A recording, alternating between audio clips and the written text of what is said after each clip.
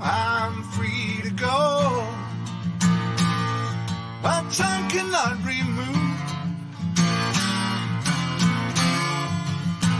the only life I know, and only time will prove, yes, only time will prove if I have lost my way. 'Cause I hear tell about a heaven in Alberta where they've got all hell for basement. I have lost my way, but I hear tell about a heaven in Alberta where we've got all hell for basements.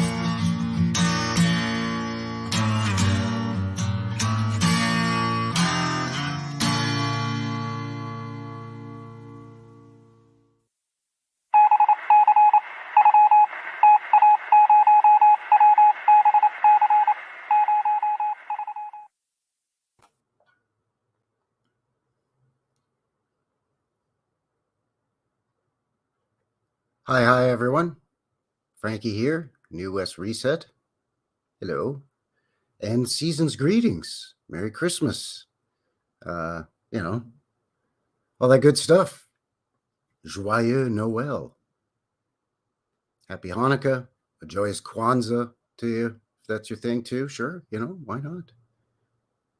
Welcome back to New West Reset Live.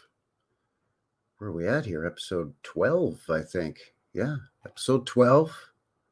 My name is Frankie. Thanks for shooting in and joining me here this morning. Well, at least morning where I am. Late morning. 11 a.m. Mountain Time here in Calgary, Alberta. Up in Canada, eh? And on this episode here, we're going to be checking out speaking of Alberta, a guy's going to take you around a tour of the capital of Alberta, Edmonton.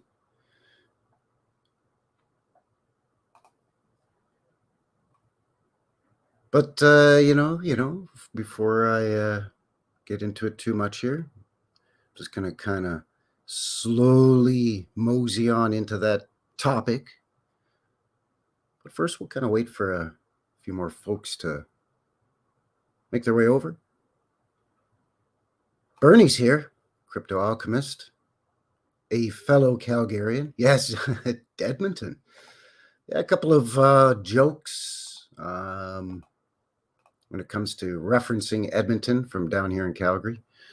Dedmonton being one of them. It's our capital city, but not really a lot going on up there.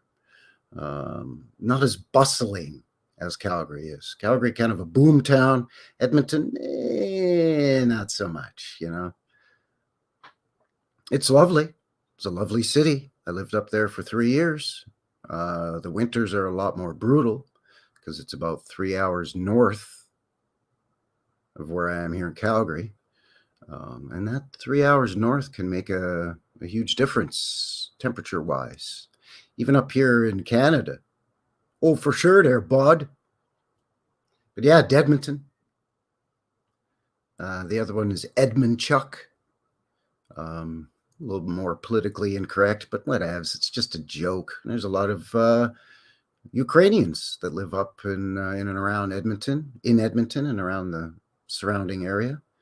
A lot of the old farming pioneer people of the late 1800s came from the Ukraine and Germany and Prussia and so on and so forth, immigrated to Alberta, became farmers and started farming the land here. And a lot of them just kind of ended up there in Edmundchuk for some reason. So yeah, there you go. A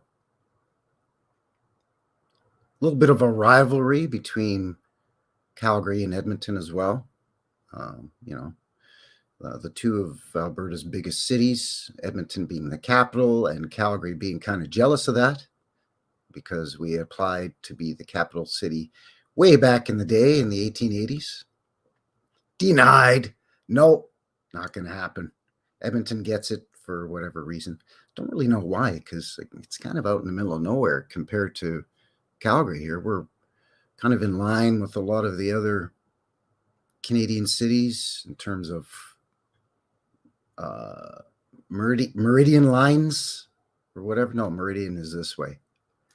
Whatever these lines are, the on a map or whatever, them lines.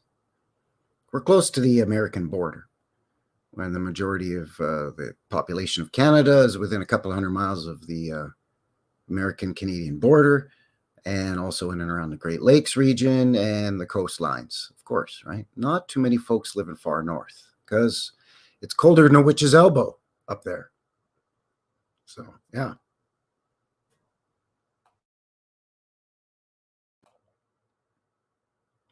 So we've got a few more people tuning in and watching, so thanks again. As mentioned, Bernie's here. JJ Organics is in here as well. And Joe Cool. Good morning or good afternoon. So, yeah, if a guy figures, let's kind of have a look here at Edmonton on the old goggle maps. Just a couple of clickety clicks here, and we'll see where we're at geographically in terms of Edmonton. I went and explored Edmonton quite a bit on the old goggle maps thingy, because again, I used to live up there, and the area town I lived in was kind of the older part of Edmonton. So there's a lot of cool buildings around there. So I kind of, using memory from when I did live up there, I went onto the Maps app and sort of bookmarked, dog-eared, one of them things. Something with animals and ears and marking things.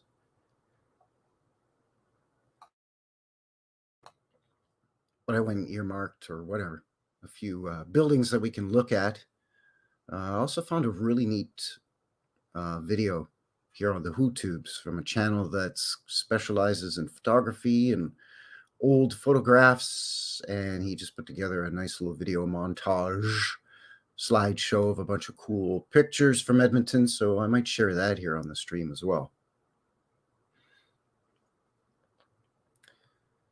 So let's see where we're at geographically with good old Edmonton. Edmonton. Yeah, there we go. Let's do this. So you can see the little heart there, right pretty much in dead center. Right here. There's your Edmonton, capital city. Calgary's right here. Hello. And this is Alberta.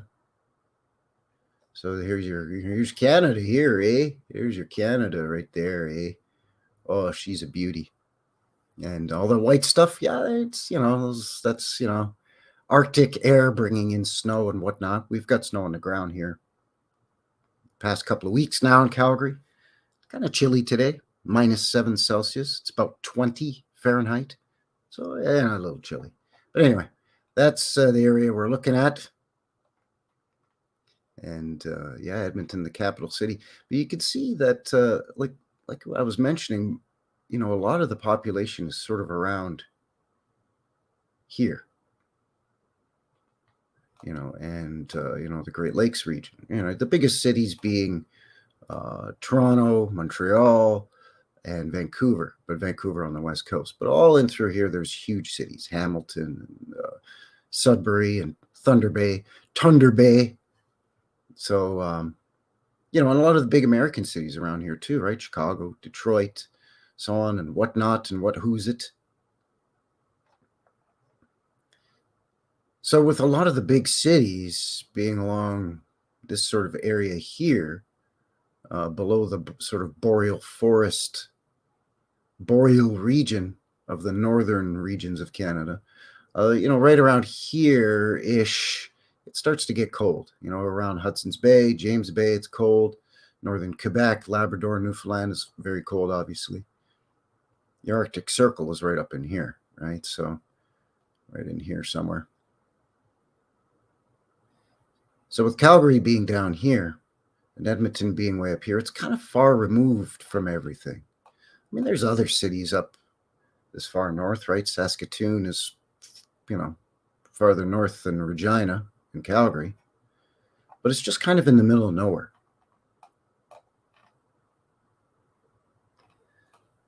So we'll zoom in here. As mentioned, I lived here in Edmonton. Let's do this. And I lived right sort of in this area here. I real close to downtown. I worked downtown, and there's a shopping center, sort of downtown core shopping center, mall, what have you there, a grocery store. So it was a pretty convenient neighborhood for me, and there was quick access by these two bridges here to get over to another sort of a cool area in here. So as you can see, I sort of marked a lot of places. So we got a lot to look at here. So I think what we'll probably do maybe is start off in some of these outlying areas, which is the old part of the city basically flanks both sides of this river valley. Okay, this is the North Saskatchewan River. Why it's called that when we're not in Saskatchewan, we're in Alberta, I don't know. Maybe the source of the river is in North Saskatchewan. Maybe that's where it was discovered. I don't know. But obviously, as you move further away from the river valley and the city expands outward in all directions, you get into suburbs and newer parts of the city. But as in most places that we look at in our community, kind of in around the downtown core,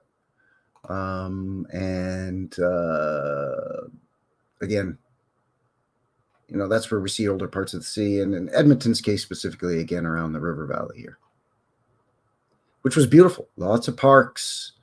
Edmonton actually has, as I mentioned, cold winters, but quite beautiful summers. The summers start a little earlier up there, and they have a lot longer summers. The summers last a bit longer. It tends to be windier down here in southwestern Alberta, and that blows in the winter storms a lot earlier in the year. But with that said, the winters are freezing up there, like way colder. Sometimes 10 degrees colder up there than it is here on the same day. So that says a lot. So as I mentioned, I kind of lived around in this area. In fact, the building I lived in was right here. A guy used to just basically zip across here and go 2 blocks and watch the baseball game. So that was kind of cool. But anyway, I think what we'll do is we'll start off, as mentioned, some of these outline buildings. And then there's some historic avenues and streets in the older parts of town that go back to sort of the founding days of Edmonton. And actually, you know what? Maybe what we should do actually is kind of look at the history of Edmonton first, and then we'll get into the nitty-gritty. Just kind of get the official narrative from the Wikipedia, and that'll give us an idea of kind of what we're looking at and so on.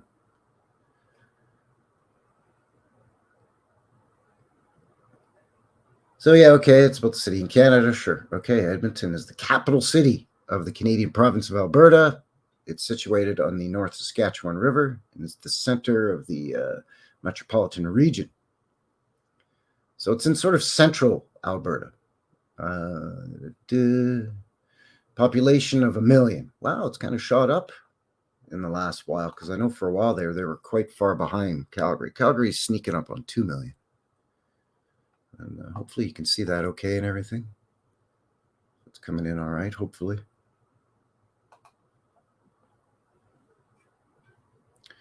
So its growth is, it absorbed some smaller communities, so on and so forth. But it's kind of it's known as the gateway to the north. Hey, there you go.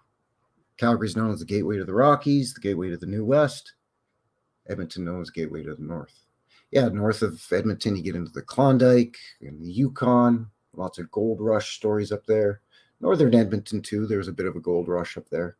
Or northern Alberta, I should say. Sorry.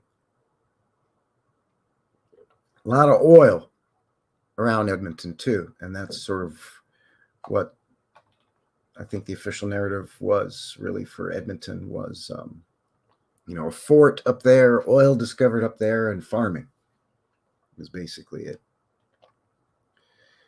So, 1700s or late 1700s, forts there established by the Hudson's Bay Trading Company. There's that's all over the Canadian historical narrative. The Hudson's Bay Trading Company, fur trapping. Canada was built on the back of the fur trade, apparently. So they signed some treaties with some wild Indians up there. And then lo and behold, the fort was built 1813, it looks like. A bunch of treaties signed 1876. The railway came a year before it came to Calgary, 1885. And then in 1891, a special or a specific railway, independent railway, the C&E, the Calgary and Edmonton, went between the two cities and helped link everything together. Incorporated as a town in 1892 with a population of 700 people. And by 1904, when it became a city, 8,400 people, 8,400 approximately. It amalgamated Strathcona, which was one of the areas I used to go to, and we'll look at some spots there on the map. The former Strathcona area. It's still referred to as Strathcona as the sort of the neighborhood. 1912, yada, yada, yada. Just before World War I, the boom ended and the city's population declined from more than 72,000 in 1914 to less than 54,000 2 years later. So yeah, there you go. A little bit of this and that and the other. Geography, it's, in the river valley. You can see it's quite lovely. It's quite green. Lots of old tree-lined streets and so on. There's a little bit of the taste of the snow. It's cold up there in Edmonton right now, too. I think it's minus 20 Celsius, which is pretty cold. So yeah, kind of out in the middle of nowhere. For the better part of the first century, bounced between 1,000 and 50,000 people for the most part. And again, based on oil and agriculture and a little bit of the gold rush. Well, the funny thing about Edmonton is a lot of people don't really think of it as an old world city. And I have to admit that I didn't either. And when I started sort of coming into this whole community and this sort of way of looking at things and trying to be more open-minded about our hidden history and what potentially may have happened in our past. And what I think specifically happened here in my region, which was a mud flood, not some kind of melting heat ray or anything like that, although I'm sure that in some areas that may have been the case, but here it was a flood.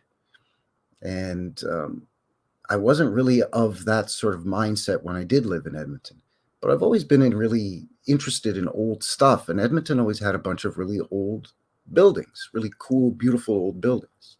And because it's our provincial capital, much like a state capital in the US, for example, right? That's where the Capitol building is, and it's a beautiful building. And we'll, of course, look at that here as well. A guy ain't leaving that out. Don't you worry.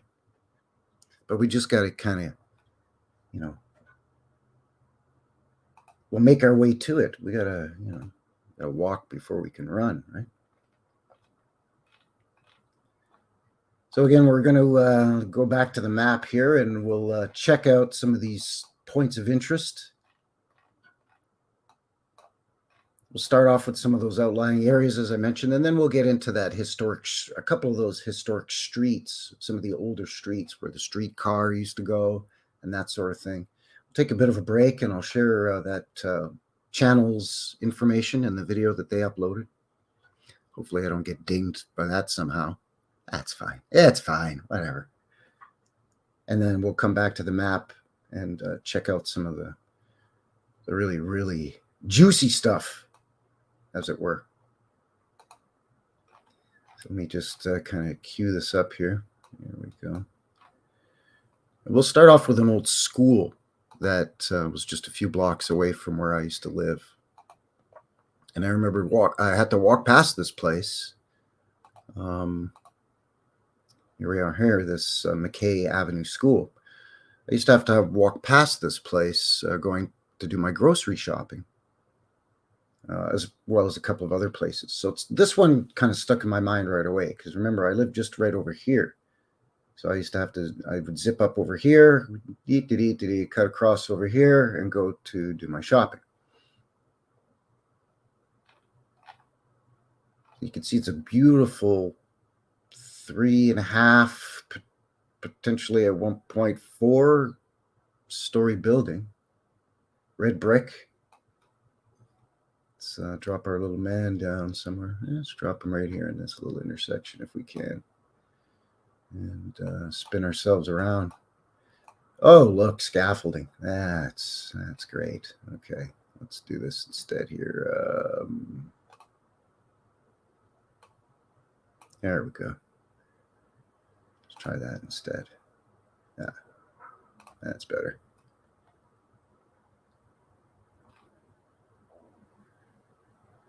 So now it's a public school archives museum. Oh, come on, man. Quit doing that. What is this, amateur hour? There we go. But you can see really low windows in here. You had to go up a bunch of steps to get to these doors. Beautiful, huge arch here. And then what they've done is to accent the beautiful brickwork, they've used sandstone. And sandstone is a real big thing around here. We see that a lot in Calgary, and not much different here in Edmonton. Just try and see if I can get a shot at the side here as well. I don't do these sort of map drops very often, so you'll have to bear with me. But yeah, these, I mean, they're not below ground, obviously, or semi-covered. It looks like it's a full-size window, but rather low. And then again, you've got to go up a couple of steps here, and that's always struck me as an oddity as well. You have, 6 or 8 steps to go up here at the front, but only 2 here on this side. And you know what I'm saying? See if we can give a look at some of the other details here. At this sandstone little wall here. And let's see if maybe a guy can get our little man around to the back here somewhere. Pathway here, a pedway. Our view may be obstructed. Yeah, but wow, it's like on the edge of the steep hill. I don't remember that steep hill. Well, this could be interesting. Let's see if we can see something here. Yeah, so you can see that. I mean, I do remember this hill being here because I lived on the bottom end of this hill. And I do remember having to climb stairs much like this when I was going grocery shopping, but this wasn't the staircase and the path and sidewalk that I used. Looks like much of the same here. But you can see that sandstone detail there. Just rough-hewn sandstone. Very nice. I love the sandstone. Oh, there's some arch windows up on the top there. There we go. Let's see if we can get rid of this scaffolding again. What's going on here? No, I messed up. I done messed up again. Told you I don't do this that often. Anyway, be here all day looking at things. That's a cool old school. Oh yeah, the Freemason Hall, of course. Yeah, the old those jackasses, the old Masons. Let's check out these clowns and see. I remember walking around this building too. Again, same story. Got to go up 11.4 million stairs to get to a big arched door. The door itself always this setup always looked a little stumpy or squat to me. But and again, you've got some lower windows here. And not sure if this is sandstone. It's obviously red brick, but I'm not sure if this is sandstone or if it is limestone. Now, is it me or these two doors at slightly different levels, or is it just the angle we're looking at here? Well, it looks to me like the bottom of this door is slightly higher than the bottom of this door, or is a guy nuts? So we can get down from this angle. Definitely looks like those doors are at different levels, but anyways, same idea, right? Got something that looks like it's been bricked in here so they can add a ventilation, part of a ventilation system. And it looks like the windows are all kind of hodgepodged here as well.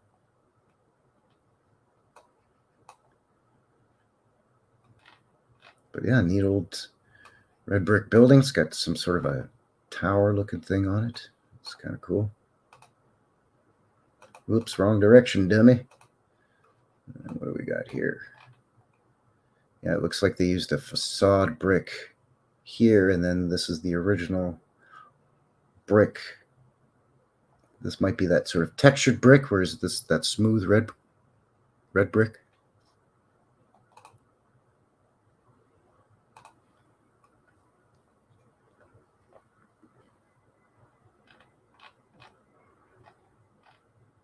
It always amazes me too. There was a couple of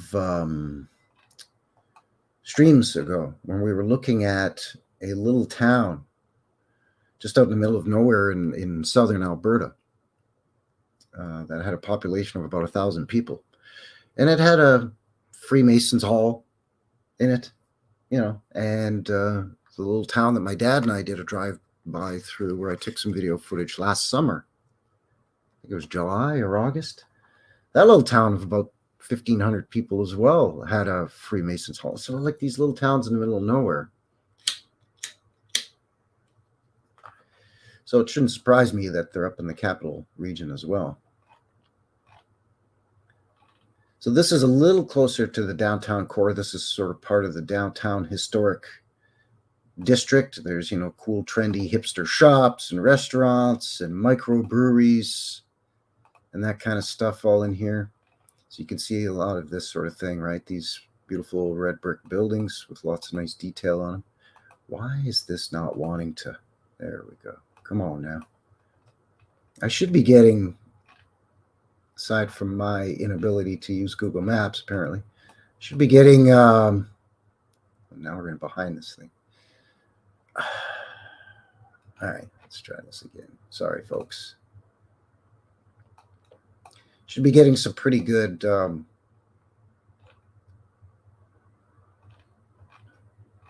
interwebs connection. I'm not on the Wi-Fi. A guy went to the electronics store there on Cyber Monday and bought myself a 50-foot long Ethernet cable. So hopefully its picture's coming in a lot better. So down in through the alley here, yeah, you can see some pretty low arched windows there. That looks like they've done something here to help moisture incursion, water, so on. Got windows here, obviously a lower level in here. Got to go up a couple of steps. There's a grating here. This is a metal grate in the sidewalk. So at one point, could that have been those pavement lights, with that causeway area underneath? Don't know, possibly. Got some nice medallions, cartouche, whatever you want to call them, up on the top there. So these would be sandstone. This to me looks like it's all sandstone. Same sort of idea with this building here. Red brick, sandstone. This is what we were initially looking at before it got all hanky. So you got some sawtooth or dogtooth detail up there. And again, the sandstone along here. You can see a lot of the erosion and weathering with the sandstone, and eventually it starts to stain the brick. And you see that a lot of my boots on the ground videos here in Calgary. And oftentimes what they'll do to alleviate that a little bit is they'll take the rough hewn sandstone and they'll shave it smooth. And that helps to basically bring the sandstone back to its original state. So the erosion kind of has to start all over again. So it takes quite a while for it to erode where it begins again to stain the brick underneath it. Nice detail here along the top of that sandstone. Very nice. Occasionally limestone or granite is used, but sandstone is so readily available around here. Calgary had tons of sandstone quarries in the 1800s and early 1900s. Edmonton, much the same.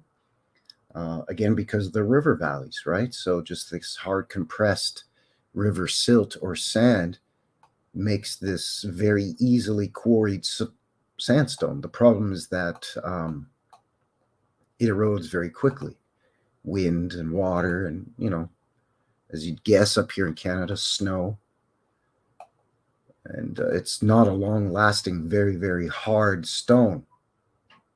So as a result, it's just a constant battle to maintain this stuff.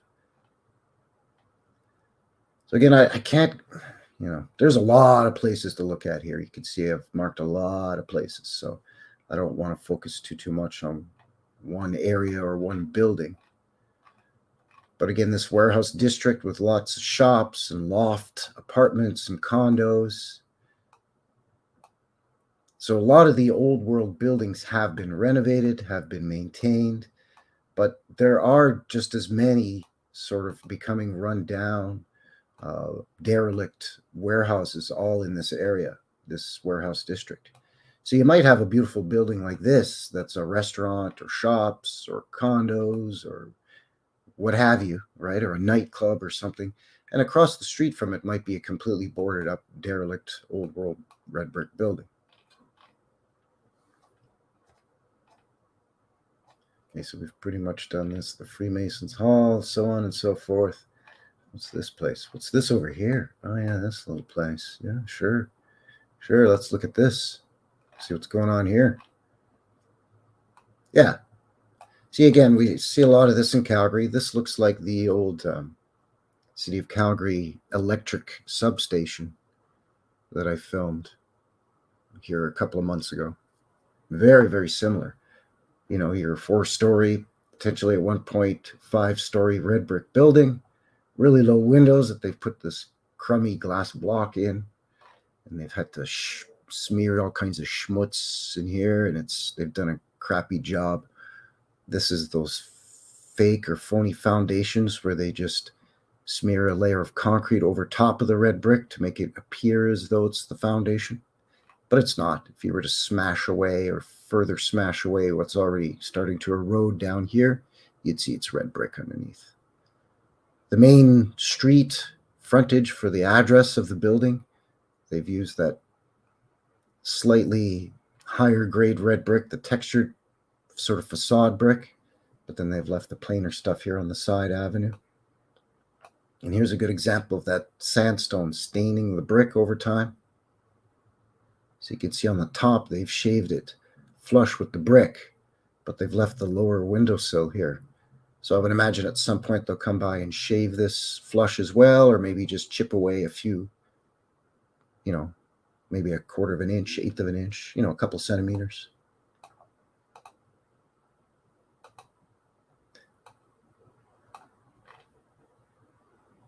So nothing against Bernie, crypto alchemist, but he had mentioned earlier in the stream, Edmonton, right? And one would think way up there, not much going on for old world stuff. But I think because Edmonton is not quite as bustling as Calgary is, a lot of these buildings have not been torn down in the name of progress. You can see again really low windows built into that phony foundation, or should I say the foundation built around those low windows. Just some old really nice, well-maintained old warehouse or something. And some of these, they convert them into apartments, as mentioned, condos. Look at this. These are funny looking. Restaurants, shops, boutiques, what have you, right? So you can see we could kind of keep going on forever in these warehouse districts. But there was a couple of other places that I wanted to jump to. Let's see here. We've done these. Yeah, I think I want to do the Jasper Avenue here. When I first moved to Edmonton, I lived up in this sort of area here. There's the football stadium is here. I lived kind of in this area. A lot of high density apartment buildings here, and I didn't want to stay in this area because I knew it would be noisy because of the NFL or the CFL, sorry, the Canadian Football League, the Edmonton Eskimos. They're not even called the Eskimos anymore. Well, I can't remember what they're called now because apparently you're not allowed to say Eskimo. The Edmonton whatever team, football team. So, I knew it would be noisy. Plus the K-Days, the annual fair that they have in Edmonton is held here as well. So, I didn't want the noise, right? So it was a temporary spot until I could find something better, and I ended up moving into sort of the old town area. But I spent a lot of time walking up and down Jasper Avenue. Again, a lot of shops, restaurants around here. And this is one of the historic older streets in Edmonton as the city was developing in its early history, according to the narrative. You can see its proximity to the river valley. You just basically go down this hill, and the river's right there. So again, on either side of this area here, I always notice there's always these crazy curves and bends in the rivers, by the way. You ever notice that? Like, why wouldn't it just flow from here straight? I mean, path of least resistance, I guess maybe these are higher points of land, and this is the river valley. But anyway, getting off track here. The guy's getting into the weeds. But I spent a lot of time walking up and down here and just exploring, right? And looking at some of the old stuff. As mentioned, I always like the old stuff. So I think we'll start here with this old church, and then we'll kind of head up in and around this area. There's an old prison up here we'll have a look at. And some other sort of one-off buildings over in here. And then we'll take a bit of a break, and then we'll come back and check out the nitty-gritty. Yeah, I know, NFL, as if we'd have NFL up here, right? We can't afford the NFL up here. We can barely afford the CFL up here. So we're going to check out this Russian Orthodox cathedral, the Cathedral of Santa Barbara, something like that, St. Barbara. Babs, old St. Babs. And you can see on Jasper here, we'll have a look at some of these as well as we head up further up Jasper. I'm not sure what's going on here. This is an old building. It looks like they're working on it. I just noticed that. Or they're demolishing it. Big pile of brick here. Some low windows. Looks like stone arches that they've squared off, maybe. Really low windows.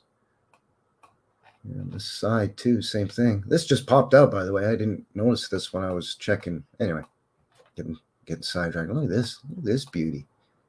Look at this beauty. Bunch of low windows all around, and again, that phony foundation. 114 million stairs to go into what I think at one point I suspect was a grand entrance. But now it's itty bitty stumpy little door. But domes all over the place on this thing. Domes on top of domes. Huge arches everywhere. I think this was built in the early 20s. Let's see if we can get in there. It's got a plaque on it, but I can't quite get close enough to it. Let's see what doesn't give us any info on it. Does it do that?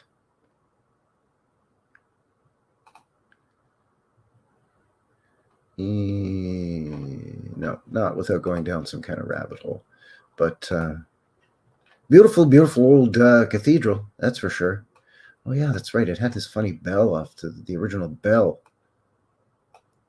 or series of bells. I don't know. I guess these bells at one point were up in one of these or some of these, or I don't know. Removed but kept and placed there in some weird structure in the parking lot. That's kind of odd. There's a plaque there too, but again, unfortunately. But yeah, she's a beauty, not huge, not European huge, right? Not like something we'd see in Hungary or, in Russia, considering it's a Russian Orthodox church, but a beautiful, beautiful old red brick domed building, nonetheless. We might as well just head over here. Guy, might as well just take you right over to this place. It's been marked anyways, the Gibson Block. I believe this is where the old bathhouse used to be. I know one of these buildings, we're on Jasper Avenue now. One of the old buildings that we're going to look at here at one point had an old bathhouse in it, like Turkish baths. But this is quite the behemoth by Canadian prairie standards. Again, Edmonton, kind of up out in the middle of nowhere. Not nestled in amongst the other highly populated cities in the rest of Canada. Quite far north by comparison. You've got some nice little brickwork here, again with the little inlays. I'm going to assume that that's sandstone. It could be limestone or something else, but I'm not sure what this little detail is. That's very symmetrical, very attractive looking, well-maintained building. Nice big wooden door here. Yeah, that's kind of a nice building. It's just, looks like they put light blocks all along the top of all of these businesses. So that's kind of neat. Just to let in light. It's not as nice looking as I'm sure at one point there were, window panels in here that you could open, like transom style windows that you could open on an angle with a crank or something. But, be that as it may. Sorry, I didn't mean to jump off the ground there because we can just zip right up here. Have a look at this place here. Look at this. Again, low windows. I think, they've used that textured facade brick here. It tends to be that darker red, and it does have sort of a vertical striations, for lack of a better term, on them. Got a medallion. It's blank there. Some nice work here in the, what I'm guessing is sandstone. Very castle-like looking building. Looks like maybe some additions onto this. This was maybe the original structure. Let's see what else is going on with this. Yeah, lots of blocked in and boarded up low windows. This looks pretty fancy. So I don't know if this at one point was a big entranceway that they've mucked around with. It's probably the back of the building, I'm pretty sure anyway. Let's head around to the front of this thing here and see what we could see. We'll just go for a jaunt. I think, you know what? Actually, I think this might be, I've got this marked anyways. This is the old prison. Yeah, this is the old prison.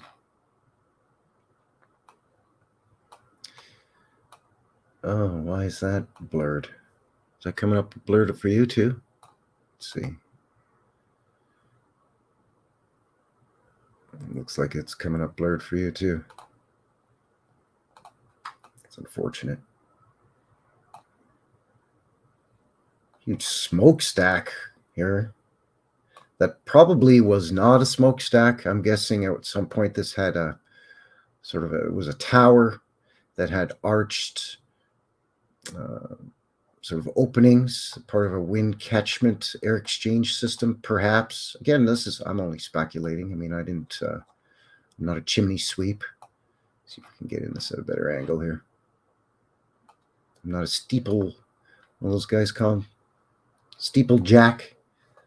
Really low windows here in the front, and this is built up, so they've got a retaining wall built up here. And then they've got a different ground level here, and then these short stumpy windows underneath these full-size windows. So that's a little hanky. And again, looking very castle-like. This is a newer addition. You can see the ground level here slopes quite a bit.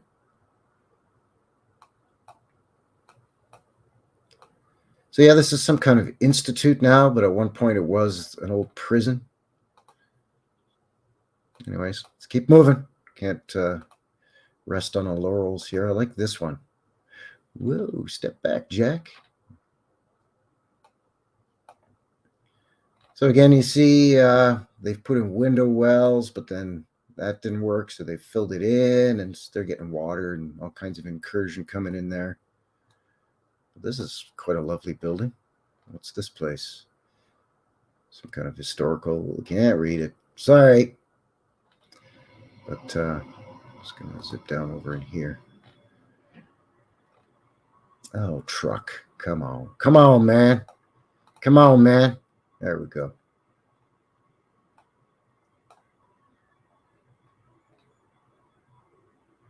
Hecla block. That's what it looks like it says to me. Hecla. Hecla block. Kind of a bit of a gingerbread inspired sort of look to it, or at least that's what I call this style of buildings, where they do all kinds of inlays with different building media. So these nice bricks inlaid in here. This, of course, could have been added in after the fact. Perhaps at one point this was, a red brick building, and then these could have been inserted later, but somehow I don't think so. You can see some staining and weathering on some of these. Again, you can see the staining under the brick, or on the brick here underneath the sandstone window sills.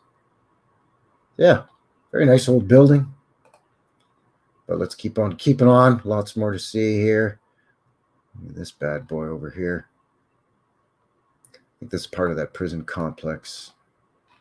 So I'm not sure how close we'll be able to get into this thing. It's not letting me.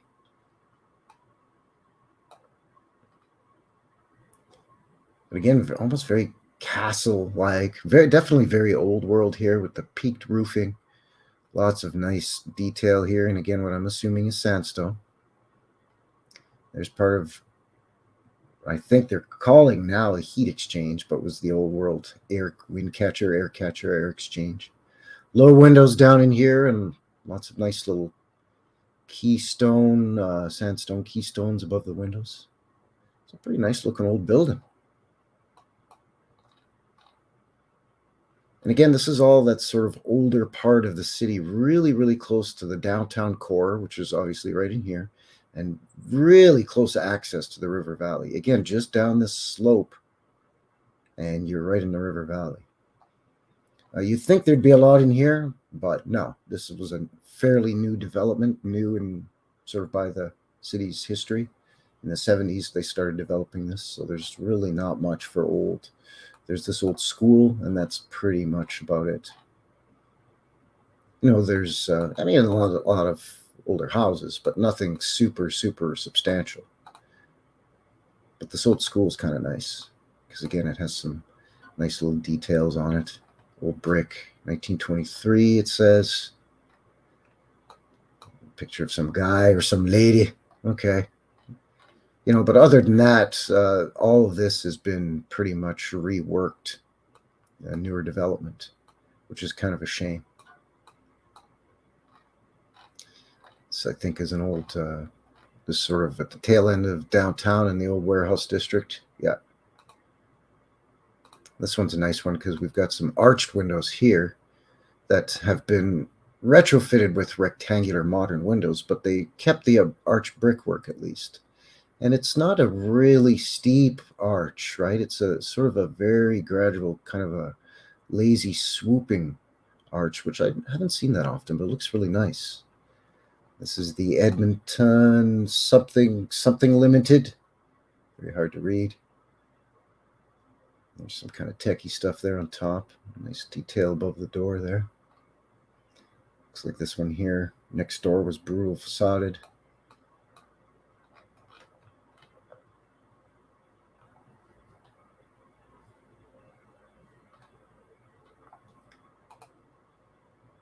See how we're doing here. How's let me know in the chat, by the way, how the picture and sound is, because generally speaking around here, a guy can have the technical difficulties with the, buffering and so on when using the Wi-Fi.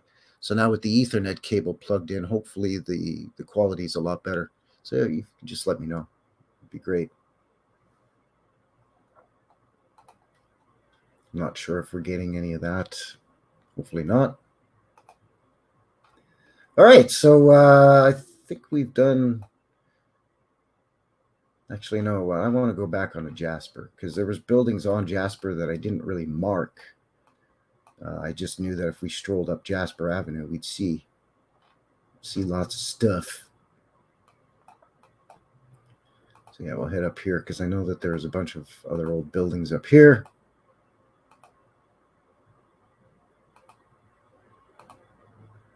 This one we did look at already. I'm pretty sure up here was, have I gone too far now? I may have gone too far, people.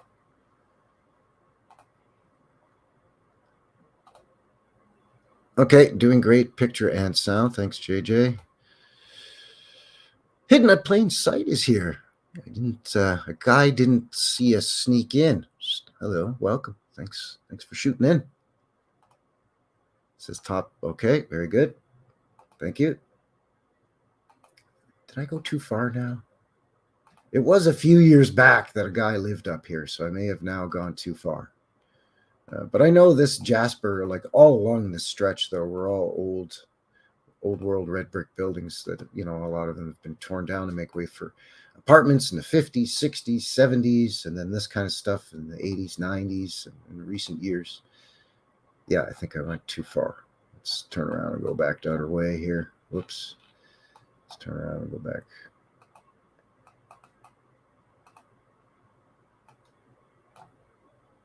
Down in here.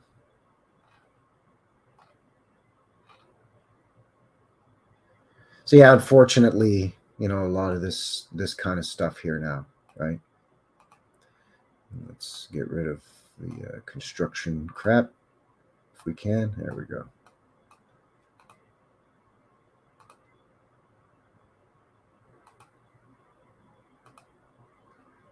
All right. So this, I want to say, is new. This is just a parking garage. How do I get rid of that? A parking garage. So this is all new, and I've talked about this. I think I was talking about this in my chill chat with Ozbeast. That, damn it, quit screwing around. That often with architectural restrictions, what they'll do is they'll try to tie in new buildings to resemble the neighboring older buildings, so it doesn't quite stick out like a sore thumb. Mind you, with this being, half a block away, it doesn't really help much. But anyway, they're basically tying this into these old world buildings with the beautiful arches. So this I know is a new building, but these are older buildings. And this one here was derelict when I lived here. It was all boarded up and they were not sure what they were going to do with it. But you can see, I'm glad they kept it and it's been renovated. So you can see they kept the arch windows and a nice little detail here. It sort of has a draping effect with that dog tooth or sawtooth with the brick. And this is quite nice up here too, which with the creating sort of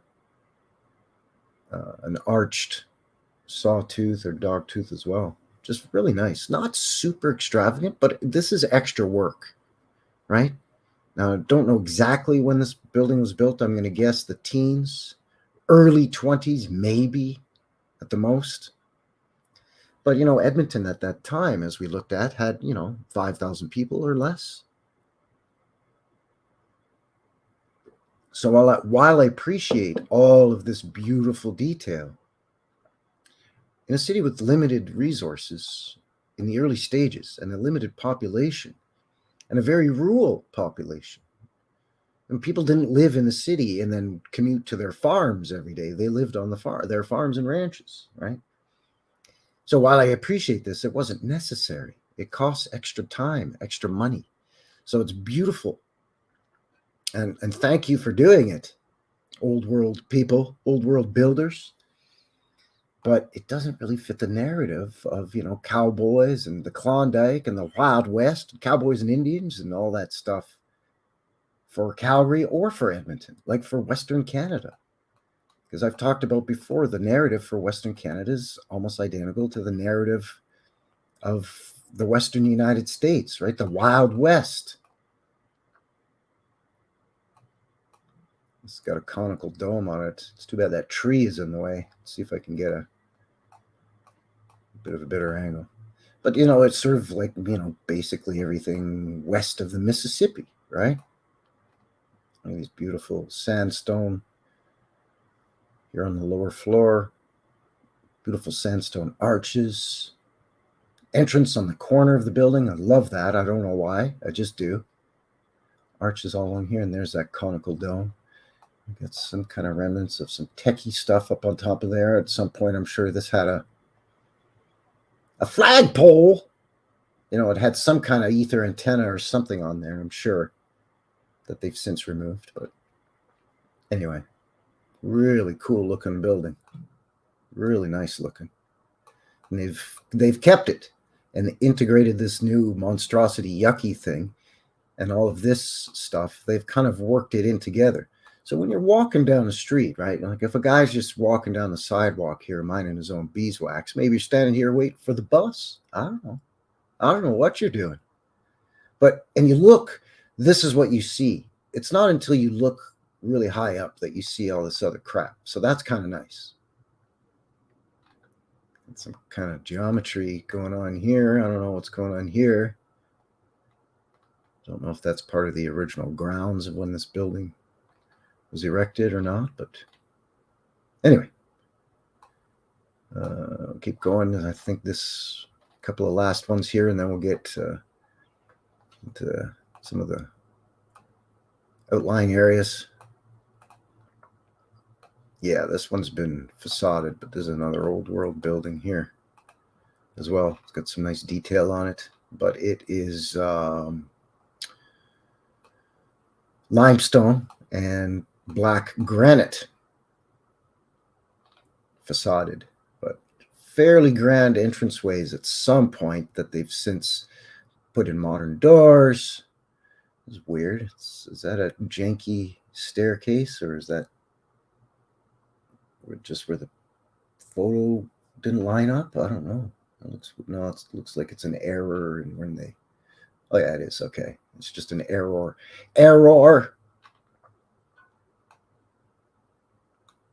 There, that's much better. So yeah, now we can see that detail from this angle. Along here too. Oh, there's your flagpole with a flag on it. There you go. There you go. Oh, now it's gone. Dang it. So I'm not seeing any low windows in here, but I'm willing to bet dollars to good Canadian donuts that underneath this bull-nosed trim and this thicker black granite, if you were to, I don't know, lose control of your vehicle and smash into this here thing and break away some of this granite, there'd be some low windows around there, I'm thinking. What's this over here, by the way? What do we got over here? That's a beauty. I don't remember seeing that in my little walkabouts before. You see when you come to see old Frankie, and you're thinking Edmonton, Alberta, Canada. There ain't nothing going on up there. There must be something going on because they blurred this out. This is the Canada Permanent Building. Geez, what a beautiful, awe-inspiring sounding name. The Permanent Building. But for a tiny little thing, what a beautiful little building. Look at this. Sandstone little, I don't know what these are. Bobules, doohickeys, sandstone fencing. Got like some kind of scarab beetle thing or something, or maybe a pineapple. Looked like the pineal gland, maybe. I don't know. I can't zoom in any tighter on that. But this is really fancy. This is a lot fancier than what we've been looking at so far. And he's just a little guy. Look at this thing. I am baffled and befuddled. Huh. Look at this. Look at the imagery on this thing. Well, what do you know? Let's see if we can just go over here. Let's see if we can, yeah, okay. Got some nice red brick here. They've put a guard railing here because we've got some low windows down in here.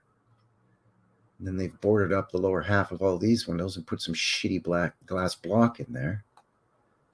Nice detail along there too with the sandstone. Oh, geez, I like that building. That's a cute little one. The one next to it's quite lovely as well. Let's have a little peekaboo. We can't loiter too long. This is the McLeod building. McLeod. Love these entrances as well. So these obviously would have been shops back in the day, right? You have, I don't know, a mercantile or a hardware store or some kind of five and dime or something. It's got some nice detail on this. This has been facaded. I think there's probably red brick underneath, but either way, beautiful detail up here. Look at that. I mean, you're not going to see that from the sidewalk, but I'm glad they built it for cowboys and Indians, in this buttfuck town in the middle of nowhere in dusty Alberta. Pardon my French. Anyway, let's check out some of these outlying areas real quick, fast, in a hurry. Then a guy's going to take a little bit of a break. I'll play that video of that slideshow of old photos of Edmonton. And then when we come back, we'll check out some of these other areas and then some of the really meat and taters stuff. Did we check out this McDougall Center? No, this is the armories here. This armories, when you hear the word armory, a substitute castle. That's what I do. That's for in Canada. That's what I just do now. When they say such and such armory, really, just it's such and such castle. I mean, it's obviously a military fortification.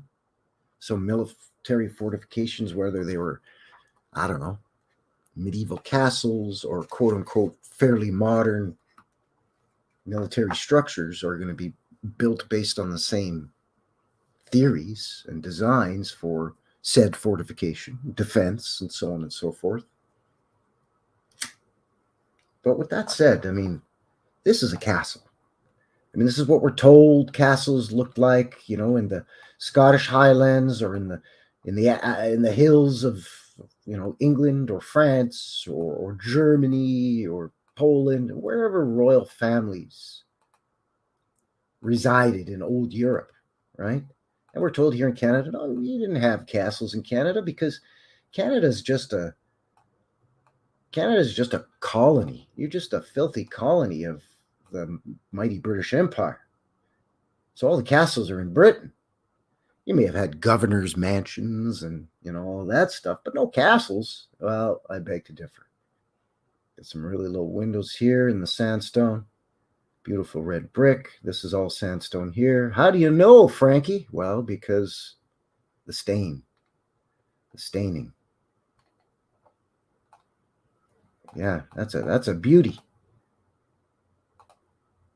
I did some boots on the ground of the Mawata Armory here in Calgary. Was it last summer? Yeah, last summer. Here's the drill hall where you have your military drills. I wonder what's down in here then, if this is your main floor. And it looks like from this door you can just walk straight in. So what are they saying this is? Basement? Sub-basement? Semi-basement?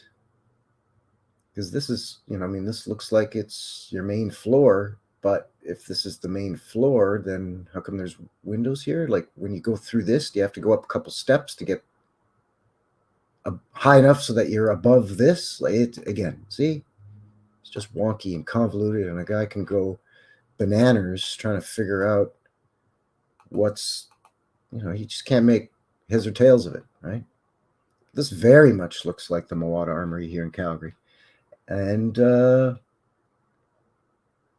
Ooh, the Prince of Wales Armory, of course. And like every other armory all over Canada and probably all the other colonies, Australia, New Zealand, India, so on and so forth. Polish Hall, this looks interesting. Let's zip down in here for a second.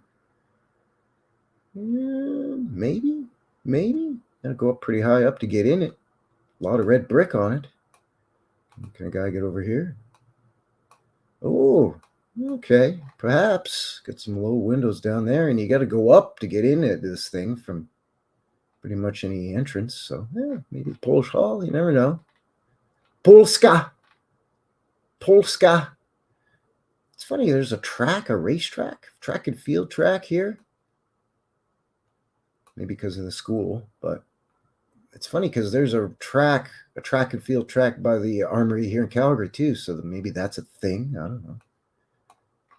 I think it's a thing. St. John's Cathedral. It's beautiful domed or onion domed spires and roof. Look at this. This is the Ukrainian Orthodox Cathedral of St. John.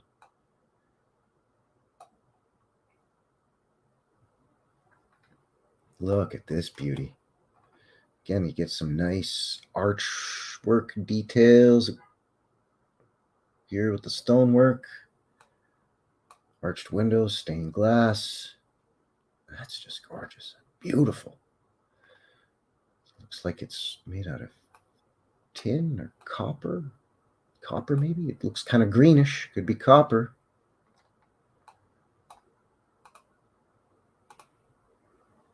And kind of the same old, right? You have this huge, wide, grand, side-to-side, grand expanse of a fancy entrance, but you got to go up 11.4 million stairs to get into these stumpy little doors. As beautiful and ornate as the doors look, see if we can get a better angle of this thing here, more centered. Yeah, see, like as beautiful as those doors look, you know, and all this fancy schmancy hullabaloo, these are pretty damn stumpy doors. So was this original entranceway down at this level? Beautiful, big, and grand, because, you know, we're seeing a lot of low windows around this baby. I don't know. Again, it's conjecture. Just putting it out there. But that's beautiful. That's a beauty. I think there was something else close by. Oh yeah, the John A. Macdonald School. John A. Macdonald was our first Sir John A. Macdonald was our first prime minister, kind of like a president. He was our first prime minister here in Canada. Yeah, your typical Canadian prairie school. Absolutely beautiful. And unrealistically excessive in terms of size. Not very, like, you know, a lot of the schools that you see from channels out of the US, right? This would have like maybe big towers or spires and maybe big, huge stone columns in the front.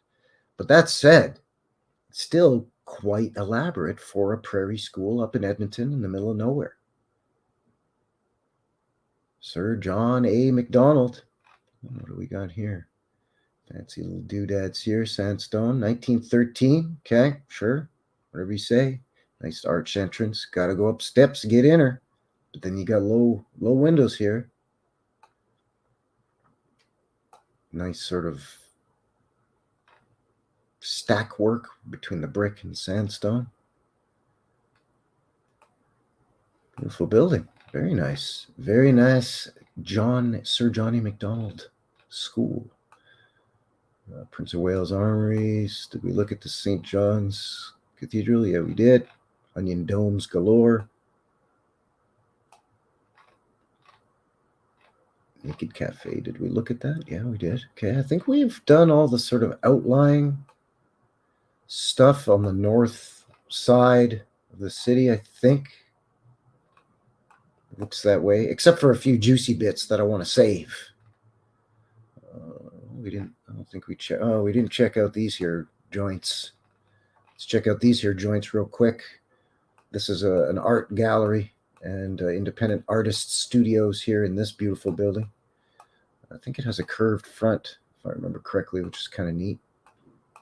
Yeah. Yeah, this is beautiful too. Again, with that entrance on the front corner. Love that. This might be wrought iron or cast iron or whatever. Where they do the iron and metal plating, and then they put the iron work in here. It might just be wood. I'm not sure. It's hard to tell from here. Plus, it probably has a billion coats of paint on it. But yeah, beautiful brickwork here. The brick inlay looks like using different stone, different brick. Nice detail along here as well. Very beautiful old building. Got a little bit of a downward slope here in the sidewalk. This is the entrance to the subway. So that might tell you a little something.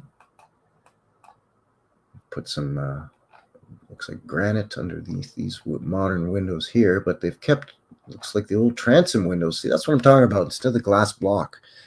I'm guessing that if not now, at some point, these sort of frosted or textured glass transom windows could be opened, right?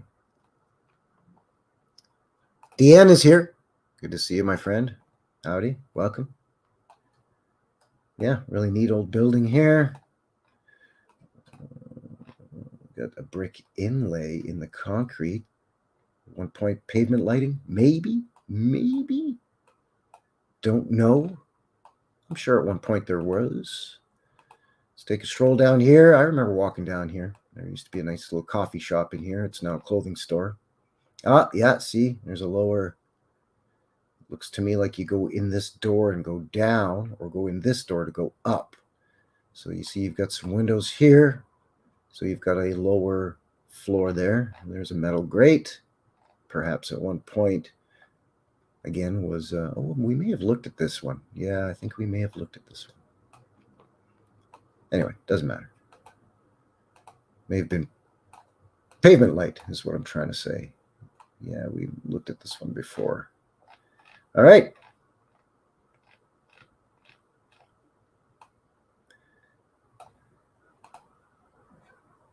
So let's get off the maps here for a second, see how we're doing. Hopefully we're still coming out and clear and all that jazz. Everything's still looking okay, sounding okay. At one point, a guy had 12 people tuning in and watching. So thank you very much. I appreciate it. I know it's kind of a weird day of the week and a weird time. Well, not so much a weird day. It's Friday, right? Friday, December the 16th. Just after noon. About 12:15 noon here in Calgary, local time, mountain time. So thanks again to everybody for shooting in, joining me here for this one. Appreciate it as always. This is New West Reset Live, episode number 12. My name's Frankie. I live in Calgary, Alberta, but today we're looking at the capital city of Edmonton, Alberta. We've got JJ Organics in the house, as well as DN. Hidden in Plain Sight is here.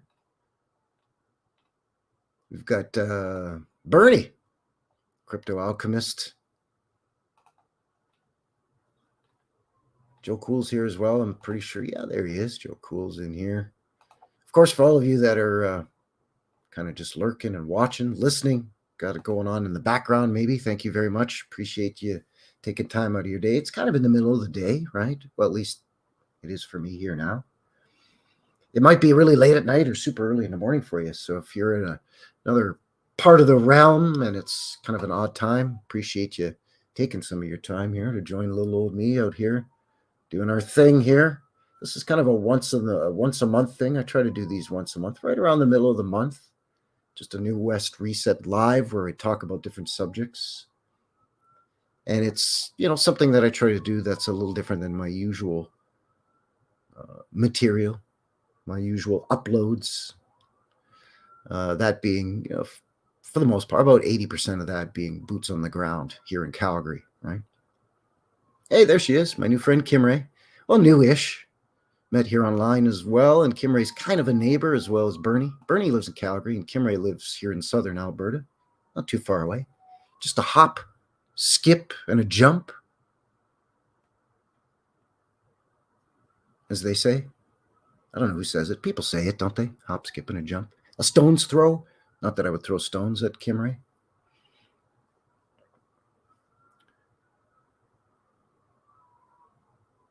So I think what we'll do now is I will share. Yes, I like to share. Sharing is caring. I will share that video that I found of a channel. It's called Paul's Picture Place. The 3 P's on the YouTubes. Paul's Picture Place. And I'm not sure where he's out of. I think he's based out of the US, if I'm not mistaken. But I'm going to share the video that he has that he uploaded almost a year ago now, called 100 Old Pictures of Edmonton, Alberta, Canada.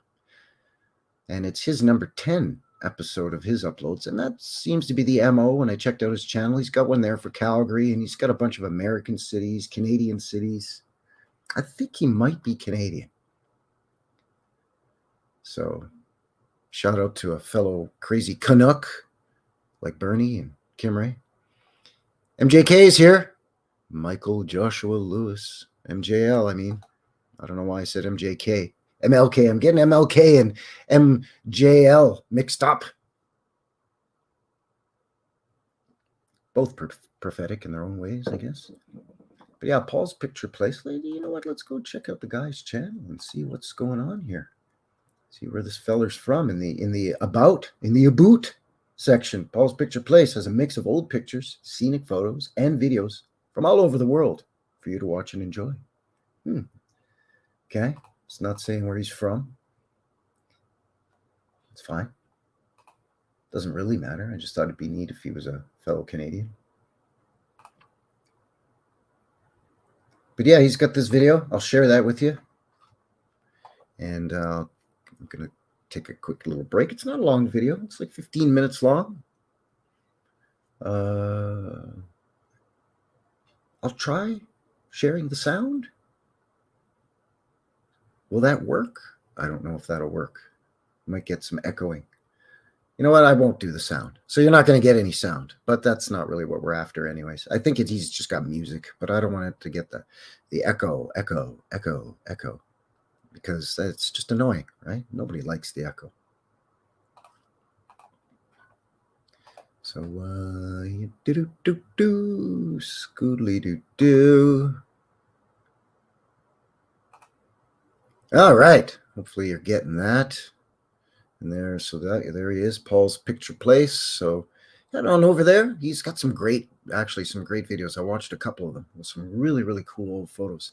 Not what I would say is, I mean, I don't want to project or put words or ideas in anybody's mouth or head. I don't think he's really part of our sort of community in the sense, mud flood and old world and hidden history. I think he's just into photography and he likes old photographs. So, hey, that's good enough for me. Let's get rid of this and just hit play on this bad boy. Hopefully it's coming in. Looks like you can see that okay. Yep.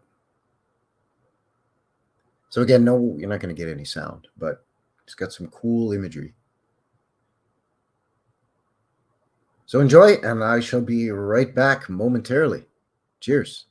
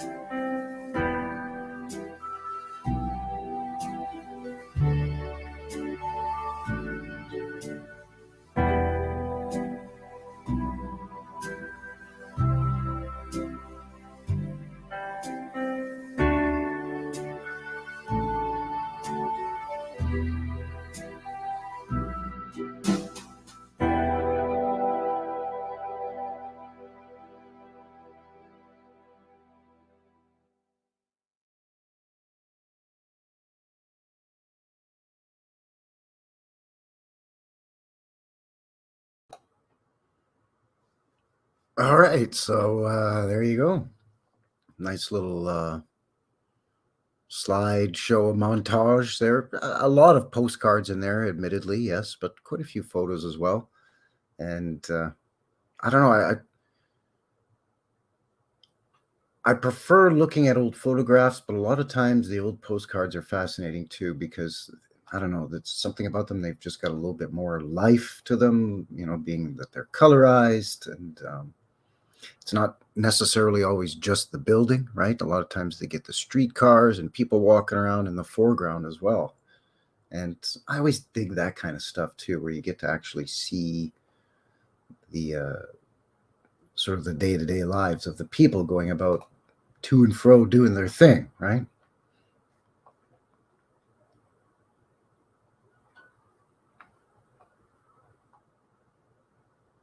So, welcome back. If you're just joining me here, we just had a little bit of that video montage break. That was from a channel here on YouTube called Paul's, excuse me, called Paul's Picture Place. And just a channel I found here when I was just, looking up cool stuff to put in the show here today. And speaking of the show, this is New West Reset Live, episode number 12 here. My name's Frankie, so welcome. If you're just shooting in, appreciate it. Thank you very much. Our old friend Hippie Shake is here. Great to see you, Hippie. I know you were apologizing for your,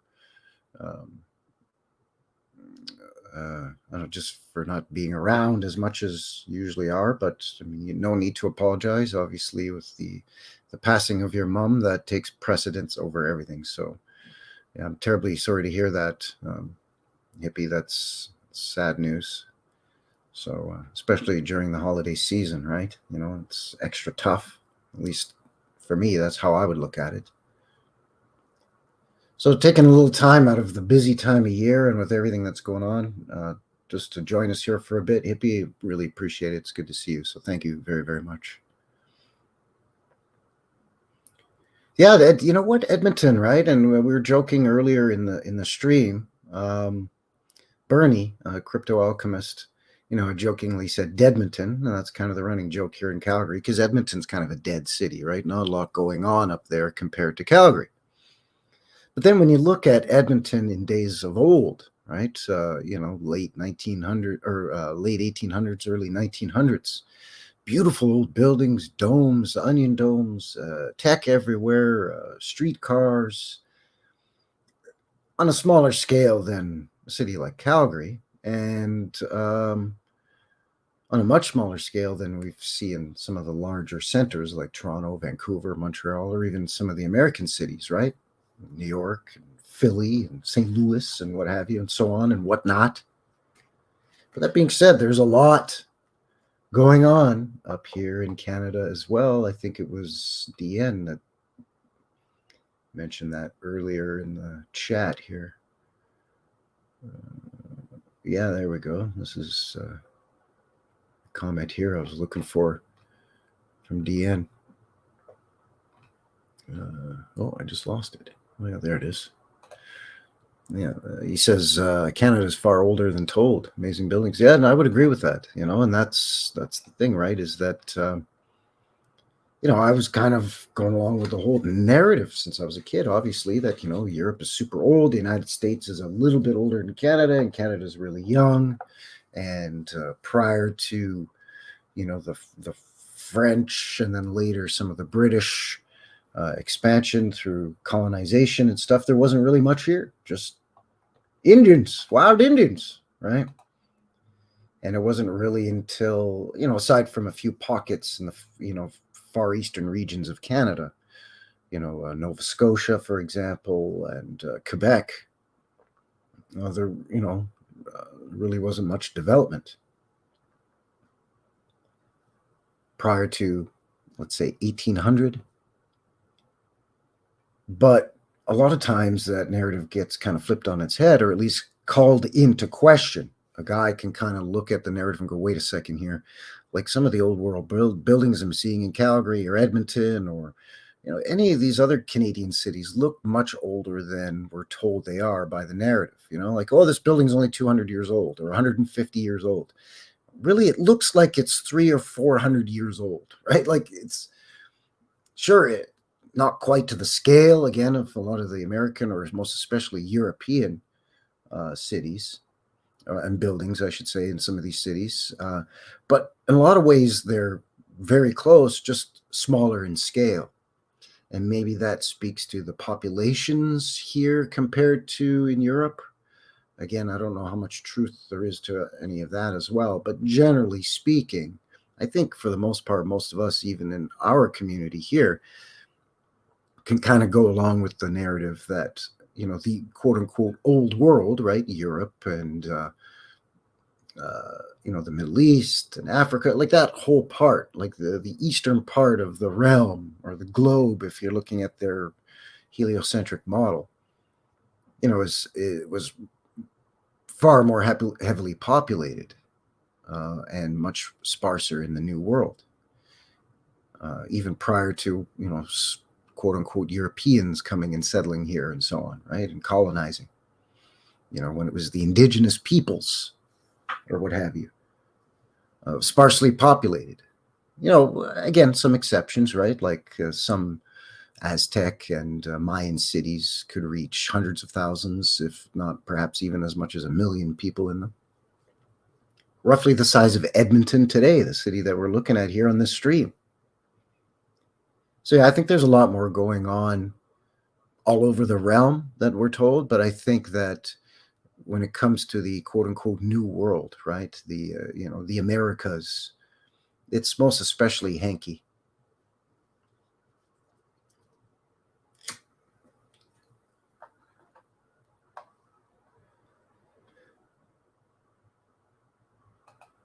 So that was a nice little video break. Let's get back to the map of Edmonton and some of the places that I've pointed out, earmarked or what have you on the map.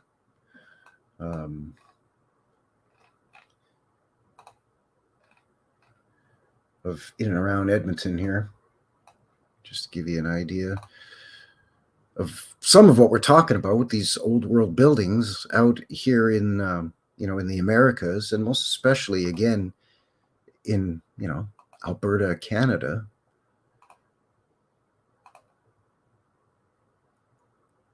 So again, as a reminder, here's Alberta.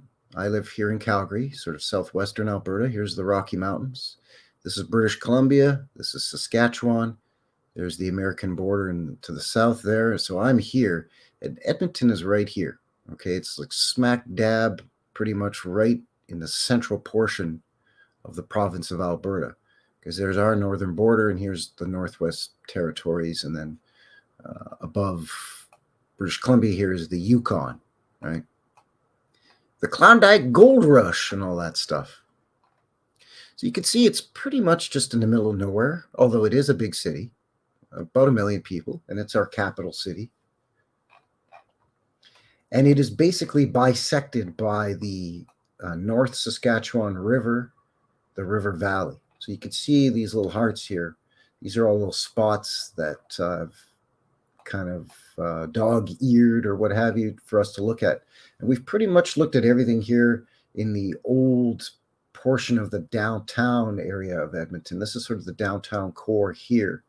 And these are sort of, as you move north and west or even southeast, pretty much any direction away from the River Valley, this is higher ground. But a lot of these older buildings that we were looking at prior to that little YouTube video that we shared, a lot of these have really, they're suspiciously low windows and things like that, that we could say perhaps are mud flood, like, this kind of thing, right? So we pretty much, aside from a few beauties in here, we looked at all of the sort of north shore of the river. So there's a few down in here. It's in that Strathcona area that we were talking about, that at one time was its own independent town. It was eventually annexed by Edmonton, I think when Edmonton became a city.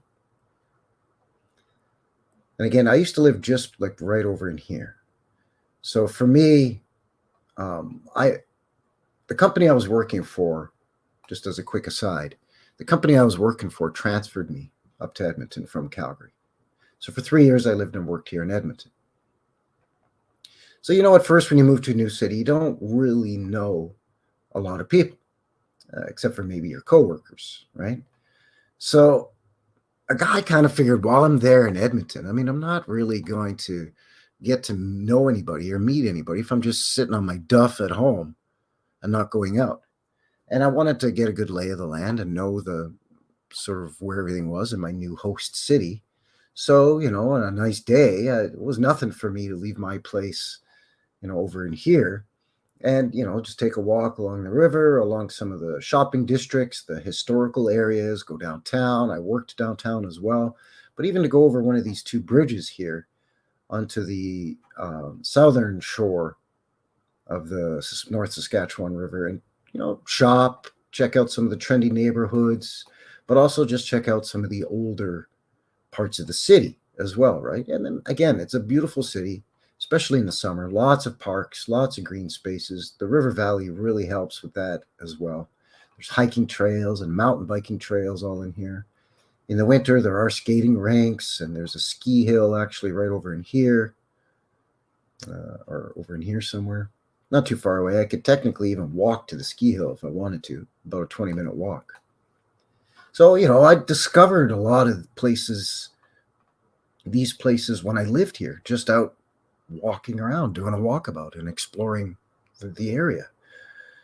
So when it came time to doing a topic for this live stream, New West Reset Live, episode 12, by the way, plug. I remembered a lot of these old buildings. So I wanted to, prior to going live, just kind of mark a few of them so that we can go and have a look.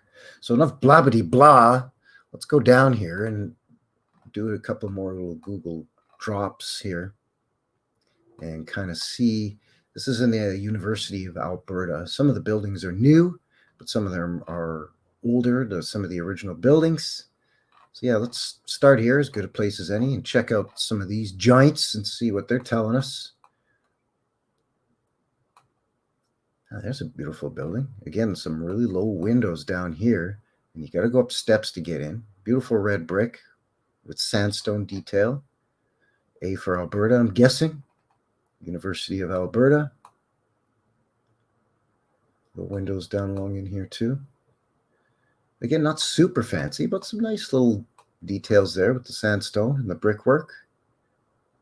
The shell motif there, some would say Phoenician shell. Sure, I can go along with that. Remnants maybe of some techie bobules up there. Let's see what else we got around here. Yeah, see, lots of really low, not below ground, but really low nonetheless.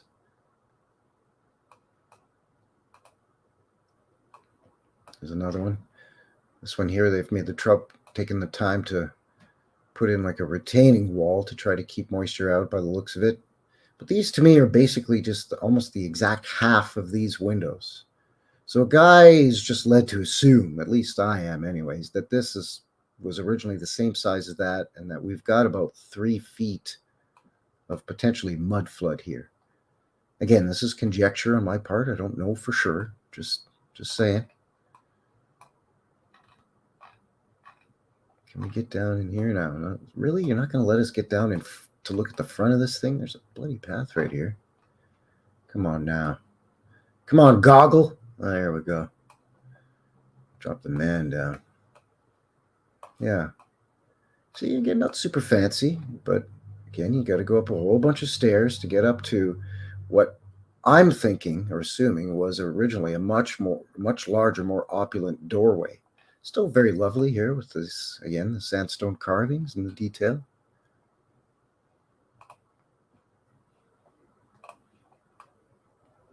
Looking sort of castle-like as well, to some extent. What else do we got around here that I've marked? Looked at that one. Oh, yeah, okay, here we go. Yeah, this one here too. This was kind of a big one too. Big fancy one.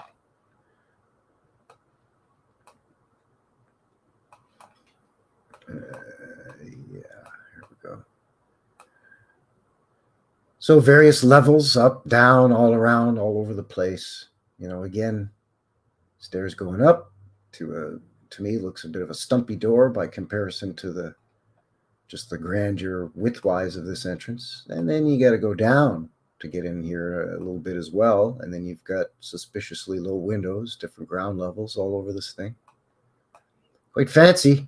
Pretty fancy schmancy Peter Pantsy with some of these sort of urn-like bobules. Lots of sandstone on here. Beautiful.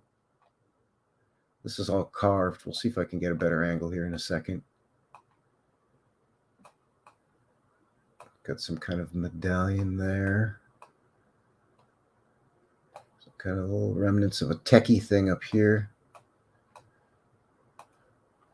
Yeah, pretty fancy. Let's see if I can get back a ways here from this thing a little bit. Can a guy just back up? Can you let a guy back up for a second? I want to get a better... Come on, you son of a... Drop a guy right here.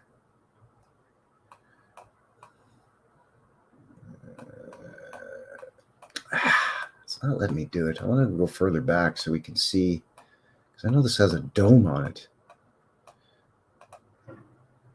Get me over here, you sons of bitches. All right, let's try something else.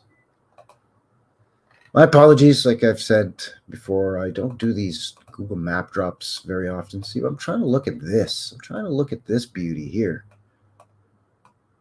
But she doesn't want to let me get down here. Let's try... this should have access here.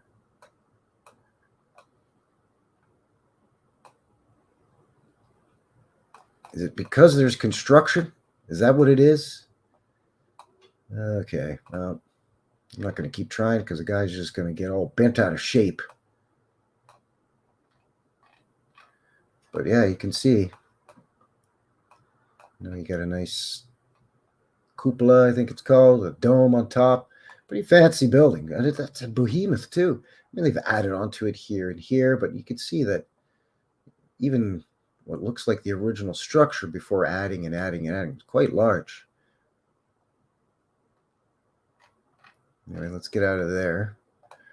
And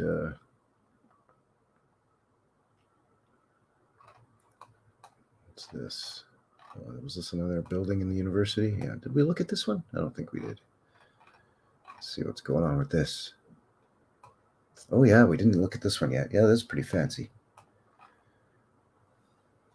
Looks like something was chipped away or removed there, but got some kind of coat of arms here and some symbology along here. This is still on the university campus, so it's the Alberta coat of arms. Yeah, kind of fancy with some bobules and whatnots and who's it's up there, sandstone. Always liked this effect, right? It's always very nice little detail. Some pretty low windows. Let's see what else we can see over here. A fancy little detail there. Again, the Alberta coat of arms.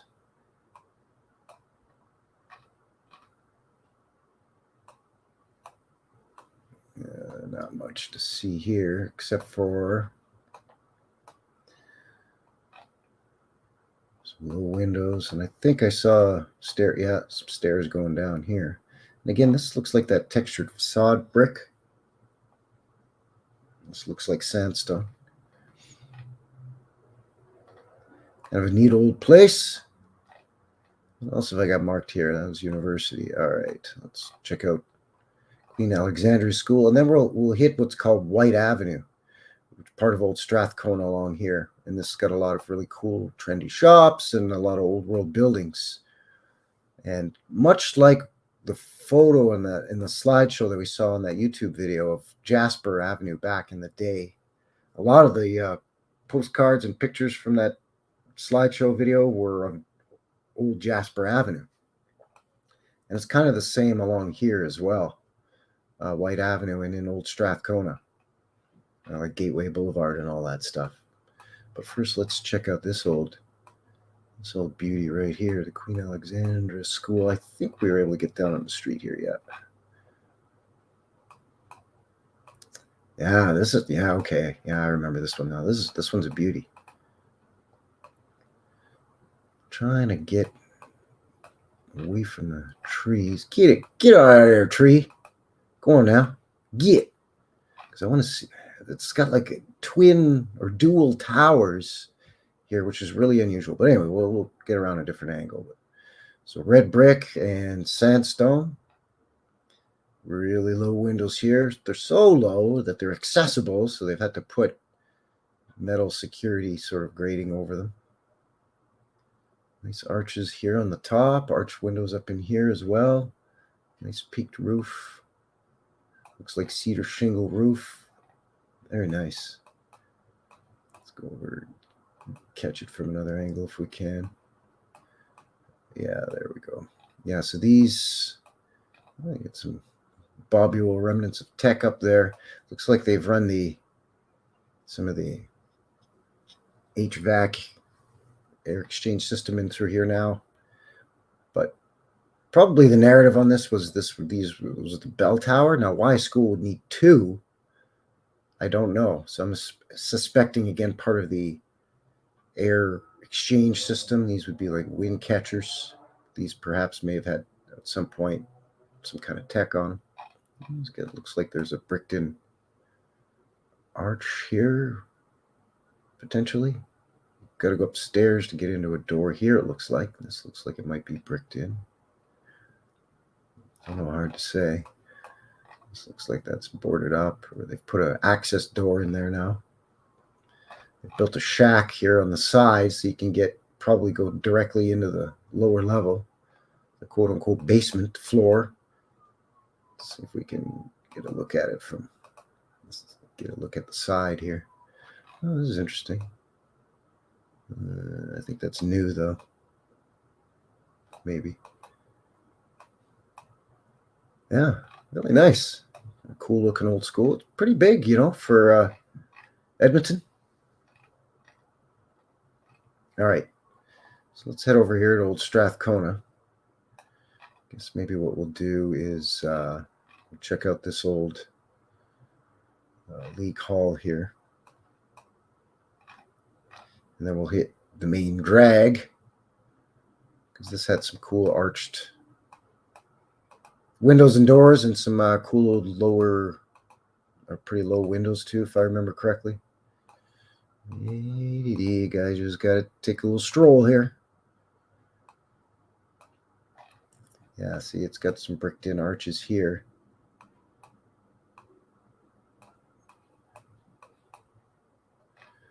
Where else was I? I thought I was able to drop down somewhere near this thing too. Yeah, okay, let's try here.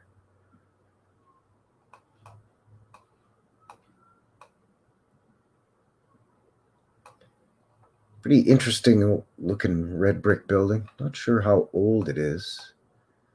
Looks like there's a lot of brick here that's going down into the concrete, and then they've put that texture again, that textured facade brick over top. But it started to sort of crumble away here or something. So obviously they've done a lot to reface this thing.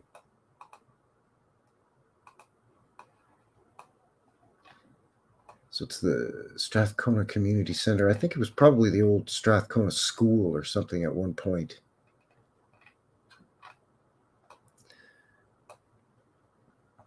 All right, so we're going to head down here, check out a bunch of these old buildings, and sort of check out this main drag here and over in here. Or sorry, over in here as well. Let me just get the bearings right here. Yeah, there we go. So we'll kind of start here in Gateway Boulevard, or just off Gateway here, to this hero church.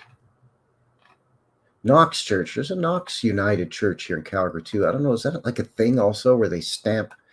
It seems like they almost rubber stamp, like they just kind of rubber stamp, one of, I don't know, 20 different narratives on, buildings, but also a lot of times the names too, right?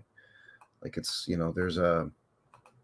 there's always a Knox United Church. There's always a Sacred Heart Catholic Church or cathedral, Anyway, 11.4 million steps to go up to what was probably a fairly grand entrance at one point. Kind of a neat little detail here, kind of looking a little Moorish. This top sandstone of these windows. I don't know if that was something that was done later on. Could be. But yeah, neat little detail here again with this brick stacking, that sort of sawtooth. Low windows in here for some reason, even though you got to go up a bunch of stuff. Like, just dig out the whole thing and just let us walk straight in now. All right? Founders, controllers, whatever you want to call them. So this probably has a bell in it. Whether they still ring the bell, but I don't know. It seems to me like when it's all closed off and looks like it's still intact like this, it may still have the bell in it. Because they want to keep the birds and pigeons and whatnot out of there. Yeah, got some nice little bobules on there too. Pretty neat. This place got a nice portal above it. Edmonton Public Library, the ye old library. I think we saw a lot of what we've already looked at and a lot of what we're going to look at in that postcard and old photo slideshow as well. Yeah, I got a portal up in here. It's pretty nice pillars, but again, like how much grander would this entrance have been had they just bothered to dig the whole thing out, the extra 5, 6, 7 feet or whatever it looks like, perhaps, judging by these windows, maybe 5 feet, and potentially whatever the main doorway was. I mean, it would be beautiful. Again, I'm speculating, but, we've seen this before in other content creators' videos, either boots on the ground or photo investigating. Looks like they've had an addition onto it, obviously, but yeah, pretty neat looking old school. All right, so let's just check out this. Is the old. This is a theater now, but it was the old firehouse, I think. Can't remember. It's got a. Yeah, it was the old firehouse. Yeah, it was the old Strathcona. Oh, there it is. Fire hall number 1, the old Strathcona firehouse. I love old fire halls too, because this obviously built in horse and buggy fire engine times when, they would pull the water tankers and the ladder trucks. They were basically carriages that were pulled by teams of usually 4, sometimes 6 team horse. Nice dome on top of that. So, this looks like it's been filled in. So if there was a bell or if this was part of an air exchange system at some point, not so much anymore.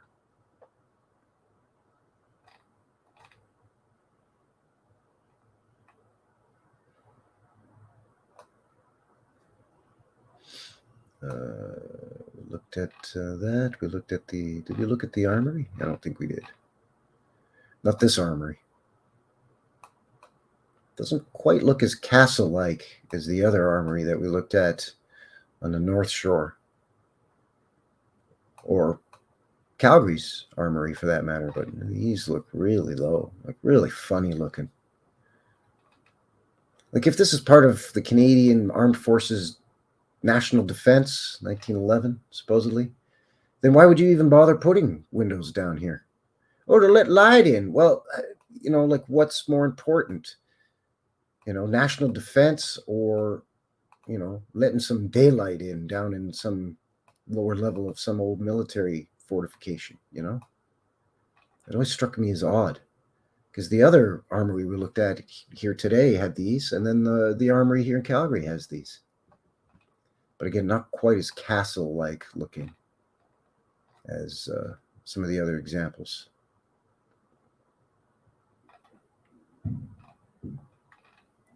Check out Chianti's Ristorante.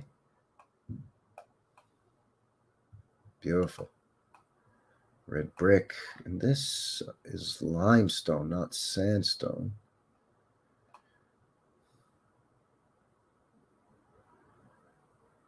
Yeah, really nice old building.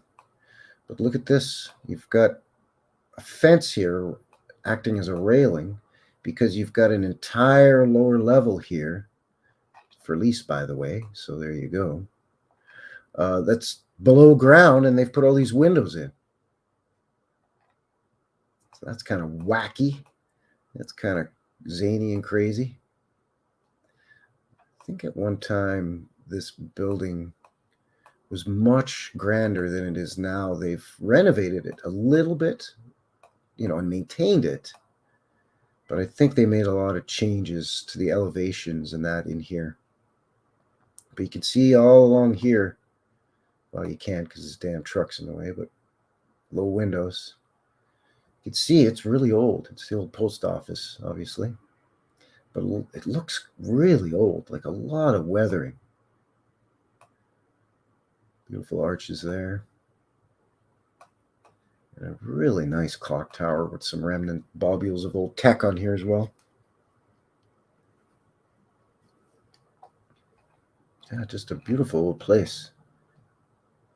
All right, let me get my bearings here because we can basically just stroll down the avenue here. I just gotta, again, get my bearings. Yeah, okay. Again, forgive me. I don't often do this Google stuff. Check out the beer market, and then we'll head up the main drag and check out a bunch of old buildings. It's the old train station, the old Strathcona Railroad Station. Again, you can see there the sandstone, but there's some hanky stuff going on here, and probably in behind here. Definitely something wonky going on here. So much so that is that a security camera there? It can't be. No. Looks like it is. I don't know. That's you can't just come along and plant your boot in that. I done messed up. Now we're in trouble.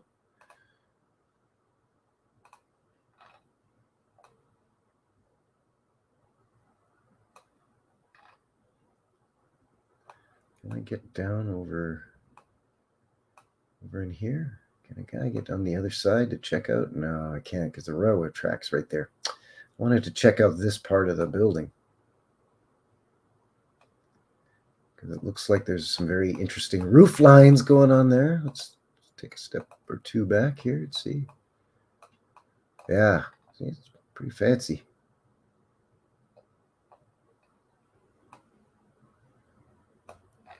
All right.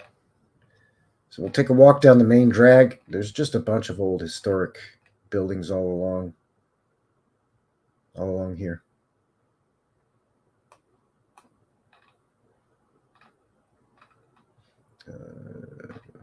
Start right here. As good a place as any. Now again, they're not all going to be big, huge, massive stuff like you see in Paris or London, but it's going to be stuff that still doesn't fit the narrative of Edmonton. Some little hick cowboy western town out in the middle of nowhere, right in the middle of the province.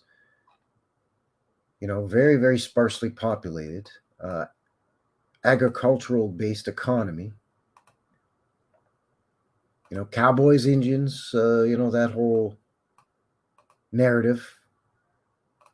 Nothing up here but a Northwest Mounted Police fort, the Hudson's Bay Company trading post.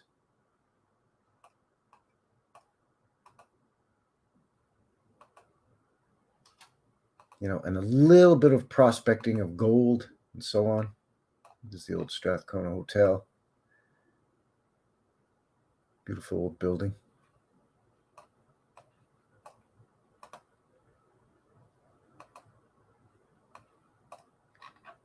Nice sort of gingerbread sort of design.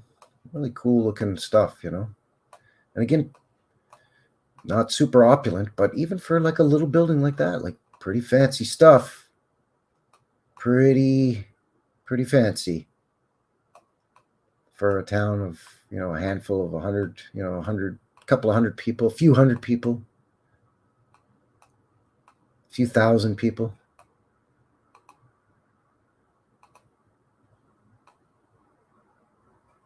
It's funny, in the time period that a lot of these buildings are built, 1890s to early 1900s, when you watch movies that were supposed to have taken place in that time period, 1890s, it all looks like Wild West, Clint Eastwood, wooden sidewalks, wooden buildings, tumbleweeds blowing down the street, maybe a three-level wooden structure, like the biggest place in town, like the town hall or the hotel with the saloon on the main floor. But it's like reversed predictive programming. It's like they don't want us to know or to remember or to equate this sort of thing with the 1890s or 1905. No, they want you to equate the old Clint Eastwood spaghetti westerns. But this is the type of thing, and we just saw it through that video of that postcard and old photo slideshow. This is the kind of thing that was supposedly being built and used 1914, horse and buggy, Wild West, Clint Eastwood movie type of times. Now, of course, every city, has their narrative of there was the great fire of such and such that burnt down all them old wood buildings that you see in them cowboy movies. Come on, man.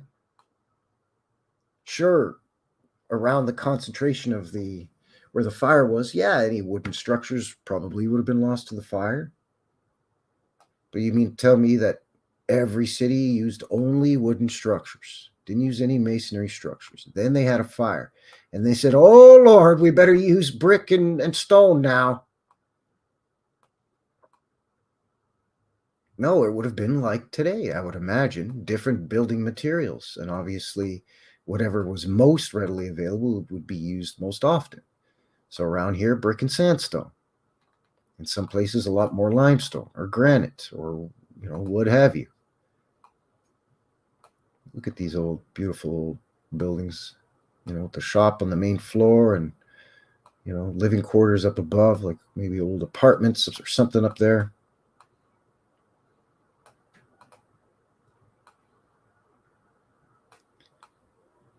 Tweed, that's like a marijuana dispensary now, but you could tell at one time it was like an old bank. I mean, you could just tell by the look of it. It was an old bank, right? Like there's the night drop box, but it just has that look. It was some small town bank for Edmonton back in 1912 or whatever. Douglas Block, cute little old world building. So again, you're not seeing like the 7 or 8 story skyscraper type buildings like you're seeing in some of the quote unquote older parts of the realm. This we looked at, it's Chianti's. But nonetheless, on some of these rinky dink ones, no expense spared by the looks of it. You've got a town of 2,000 people. Sure, I can see that you're only going to need a 2 or 3 or 4 story hotel rather than a big, massive, 8-floor hotel that takes up a whole city block like Paris or London or New York or whatever. But to still make it, even though it's scaled down, to make it so opulent in the details, in the money spent on some of the architectural details that were used, the carved sandstone, the fancy brickwork. That's a newer building.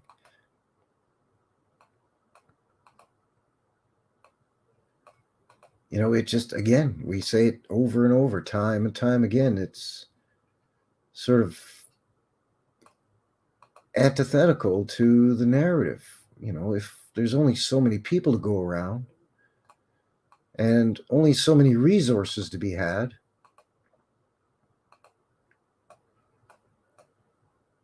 then, wouldn't you dispense with all the fancy schmancy and just leave it as sort of as bare bones as you possibly could? I mean, why? Again, thank you for doing it because it looks beautiful, but why put this little bobule thing up there? Some guy walking by, just minding his own business in his cowboy boots and his shit kickers, or some feller and his lady going by in their horse and buggy. They're not gonna say, "Whoa there, whoa," and pull back on the reins of the horse and then stop and gawk in slack-jawed wonder at this. So why is it there? What purpose does it serve? It's got to be form meets function. It can't just be just form. It can't be just for the sake of beauty. Because again, it goes by their very own narrative. Not enough people, not enough money, not enough resources, people scratching out a living, and especially around here, fighting off wild Indians. It's cold. You're a fur trapper. You're trying to survive through the winter and make enough money so that you can see yourself through between trapping seasons and all that stuff. I think we're kind of coming to the tail end of some of the historic stuff here. Yeah, it looks that way. Yeah, now we get back into the sort of the university district. I think we pretty much checked out all of this anyway. But yeah, it just, again, they're not massive buildings like we see in Europe or in the US, but here in Canada, there's still something to be said for these buildings that are built of that same style, just perhaps not quite on such a large scale, but oftentimes just as fancy with the domes or onion domes, all kinds of fancy carvings, medallions, cartouches, all kinds of different brickwork and stone inlays, arches, just beautiful, beautiful, what I would call old world craftsmanship. Back when they still gave a shit, really, right? And so again, in a city of 100,000, like old New York, sure. But in a city of 700 or 1,500, like, Edmonton, Alberta, Canada, in, 1889 or 1912, like, why? Why? All right, so let's take a little walk. And I saved kind of a couple of the best for last. I think we'll check out the old Hotel McDonald next. And then we'll check out the legislature grounds, the legislature building, the Capitol building, basically. Again, forgive me. Just got to get my bearings. I think it's over here, the Hotel McDonald. Yeah, there it is. Now, so this is a Fairmont hotel. Now, the Fairmont chain of hotels is, I'm not sure if it still is, but at one point it was owned by CP Rail, Canadian Pacific Railway. So all along the major railway lines, and in major destination stopping points like large cities like Calgary, Edmonton, Winnipeg, Vancouver, Toronto, you name it, right? They would have, the railroad itself would build hotels, and these were tourist hotels. So if you were a tourist and you were riding the railroad from, I don't know, let's say Toronto to Vancouver as a vacation excursion, well, you would, you had the sleeping cars and the dining cars on the old steam locomotives, and you would stop at various points, and there was a hotel there that was run by the railroad. So the Banff Springs Hotel, the Chateau Frontenac in Quebec City, and here in Edmonton, the Fairmont Hotel McDonald, which is a beautiful old world building. And again, this was only a few blocks from where I lived. And, I lived just over here. So for me, I could walk about a 15-minute walk up Jasper Avenue, or even cut through some of this beautiful parkland and green spaces to get to this beautiful old world hotel. So let's see if we can go down on McDougall Hill Road here. Yeah, it should let us. Because this is the way to see it. It was on an approach coming in from the river valley and coming up the incline. And it's just a beautiful, beautiful building. I believe it's clad in limestone, but it is, if I'm not mistaken, it's a brick hotel that's clad in limestone. You can see beautiful arches here, that gorgeous sort of conical dome on the top. We're seeing some suspiciously low stuff here that at one point perhaps could have been a window, and now they've put a vent in there. But just like, again, not super opulent, but nice little carved details there.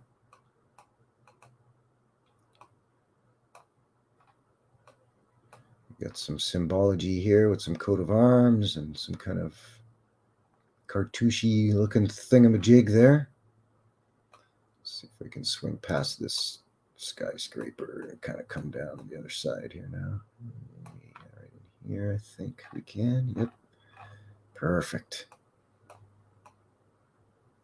It's the main entrance. Like, this is just... Ah, come on, man. Well, maybe we can... Yeah, there we go. Beautiful. Like, just, again, not as massive as even some other Fairmont hotels here in Canada. And certainly not as massive as some of the big hotels like this in the US or in Europe, but gorgeous nonetheless. With all of these carvings, like these faces, the Phoenician lady or something, some kind of coat of arms here with a beaver on it. There's your fleur-de-lis, another coat of arms here. Probably more than likely, each coat of arms on here will be like the Alberta coat of arms, maybe the Edmonton coat of arms.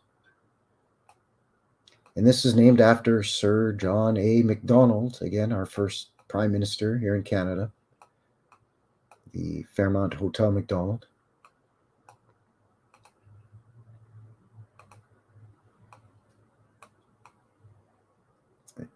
Seeing some discoloration here. It's very old building. Trying to get the date on it at some point here. Let's see if we can do that.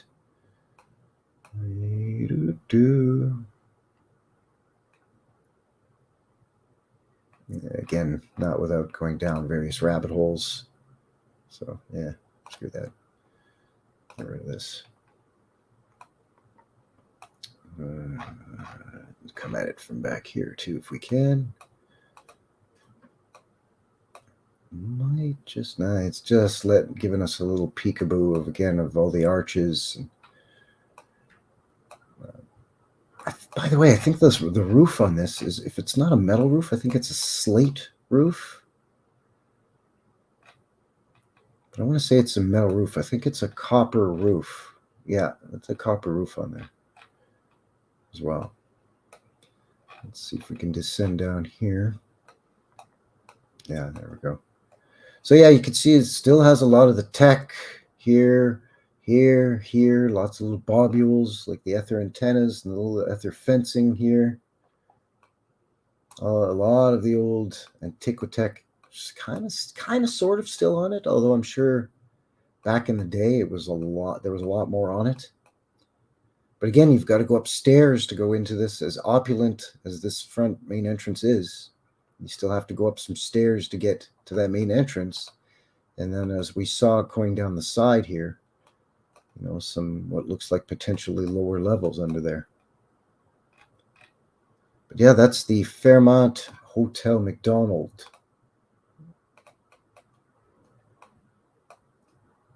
It's a beautiful, beautiful old hotel, as you can see.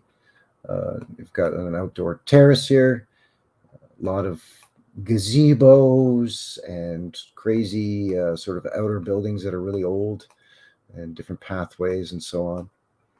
This is the remnants of the old, what were they called? Vernaculars? The, you know, the old trams that would go uphill. It's now they use it as a, what the hell do they use this thing as now? I'm not even sure. Mechanized river valley access. Yeah, I don't know.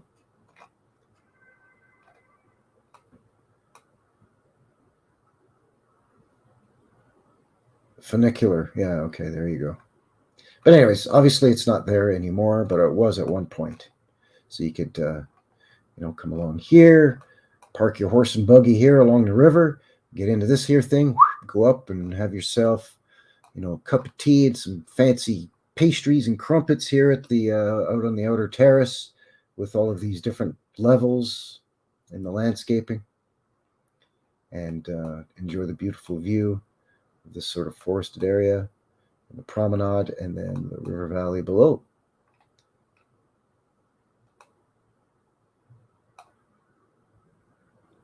So yeah, beautiful, beautiful old hotel.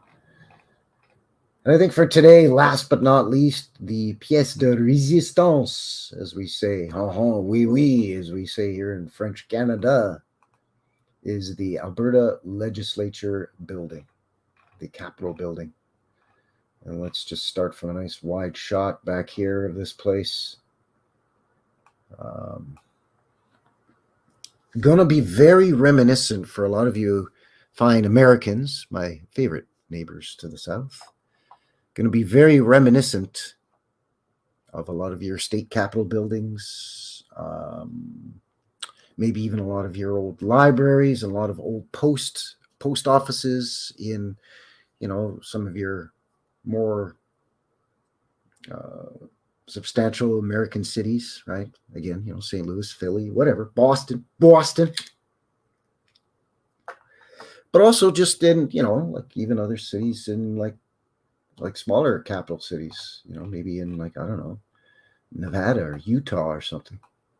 So you can see there's a whole big legislature grounds here that is kind of up on a built up hill here. You've got to kind of come up. Let's do it this way here. Oh, wrong direction. Sorry. You've got to sort of come up a bit of an incline from over in here. This old house, by the way, is my my old landlord's office building. So I used to go into this building once a month to pay my rent for the place that I was renting just up over here. By the way, kind of a nice old, beautiful, this is an old house actually that's attached to this building. So yeah, very suspiciously low and kind of funny sloping ground on here as well, as you can see as we kind of go up here.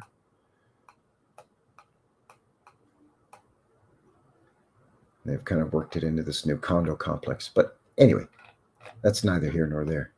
But you can see here that it's sort of almost like a viaduct here because there is a tunnel that goes underneath the legislature grounds because they wanted to keep all of this intact because, of course, they've got their geomancy, whatever you want to call it. So they don't want to ruin any of their sacred geometry crap that they try to do. Where the hell are we? Wow, we are actually in the tunnel. I didn't want to do that. Yeah, see, it brings us down into the tunnel underneath. That's weird. Don't want to do that. We actually want to just go here. Gonna let us drop the man. Yeah, there we go. So this is the, as it sirens in the background. I have the window open just a scotch because it's cold, but not cold. You know what I'm saying? So this is our provincial capitol building, the legislature, Alberta legislative building, excuse me. So beautiful, big, huge pillars or columns here, a whole bunch of cartouches or medallions. There's the Alberta coat of arms. There's your flagpole with your flags. So all the people that say that Antiquitech is just flagpoles, well, then there you go. There's one for you. Of course, again, you got to go up 4 million steps to get, you've got this massively grand building, but these tiny little doors, as beautifully carved wooden doors as they are. And why is this a different building material? Like everything else on this building is sandstone, and I suspect red brick underneath that. But why is the lower level and these stairs to get up to the quote-unquote main first floor all a different building material than the rest of the building? Could it be that perhaps this goes all the way down to this level, or maybe even further? Possibly. Let's take a walk around this beauty. Oh, of course, you're going to have to see some...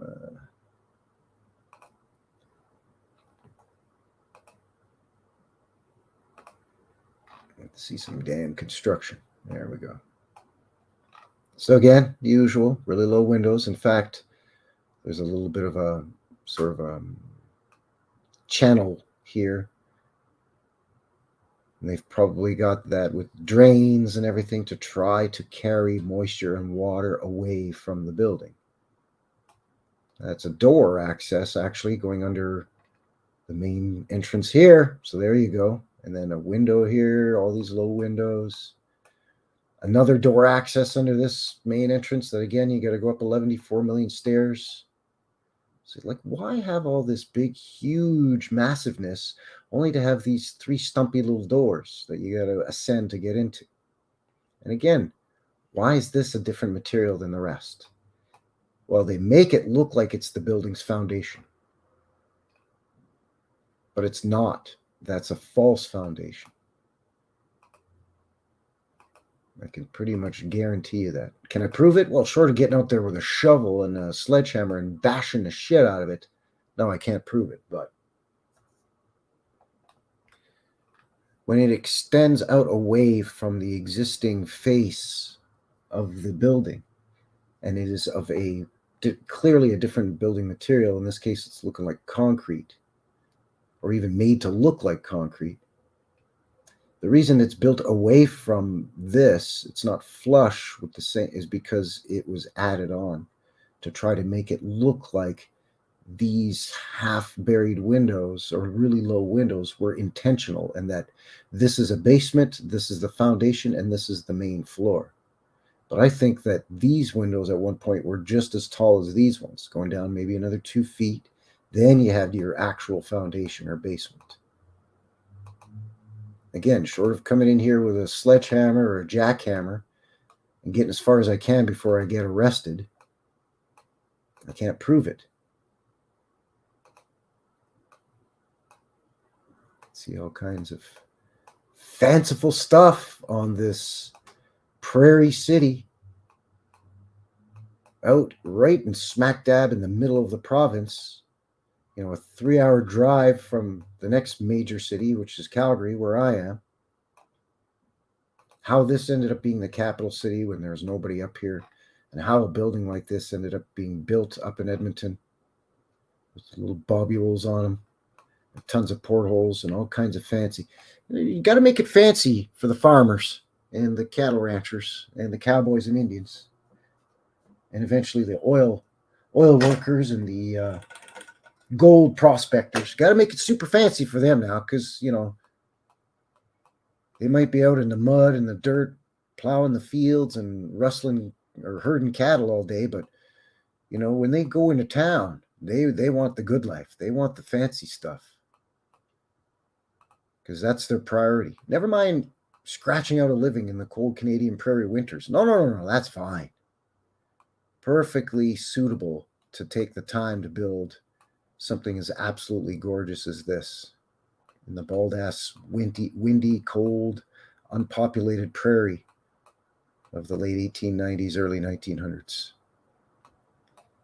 So yeah, let's make sure that we build these goofy stairs to hide a door, and then, but we got to make sure to have access to that door that we're hiding. There's underground parking in here, and there's also a subway station here. So that's what these goofy things are you see here. These actually let light down into the subway station. That's access to the subway. I mean, this is just an absolutely gorgeous building, and it really does not suit the narrative of cowboys, Indians, cattle ranchers, and wheat farmers here in central Alberta, Canada, circa 1890s. Definitely an old world structure. I mean, just gorgeous. Let's see if we can get down over here. Let's see if we can get, can a guy drop the little man? Yes, drop the little man down right here too.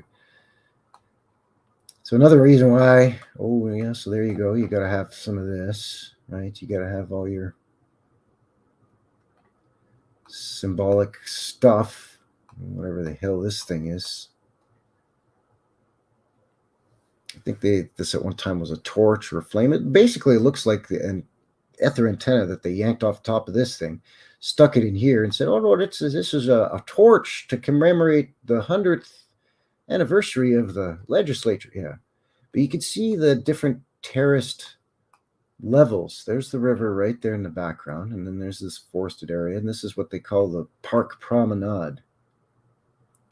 So you can see you got to kind of come up to this pathway system with, lots of little points of interest and little places to sit yourself down and enjoy a beautiful day. Then you got to go up to another level up here, which is another sort of little point of interest. Let us get down here. Yeah. Okay. Good. Very good. It's got an access road here, but here, no. Yeah, so here you got another level. So you got to come up again to this level, which is a street. But then you got to ascend even further now to get up to the bloody building.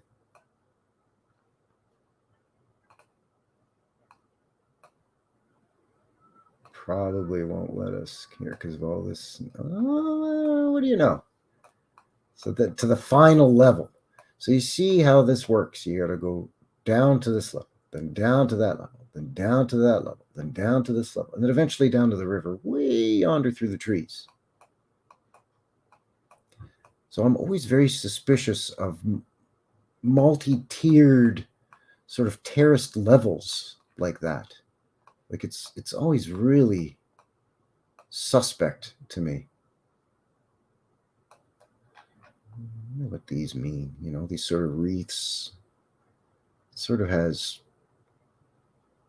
an agricultural sort of look to it, but yeah.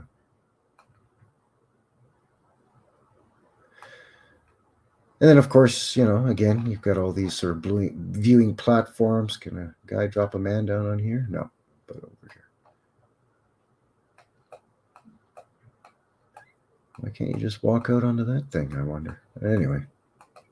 Yeah, and the entire grounds of the legislature, there's, again, there's that whole, gardens and geometry, and this has all been changed. Like this here is concrete, right? And these are like sort of like ponds, right? So you can go and sit here, and it's like a water feature. It trickles over these different layers and fills this pool, and then it goes underneath here and fills all these. So in the summertime, this is all, water, and then they have outdoor stuff here, this amphitheater and so on.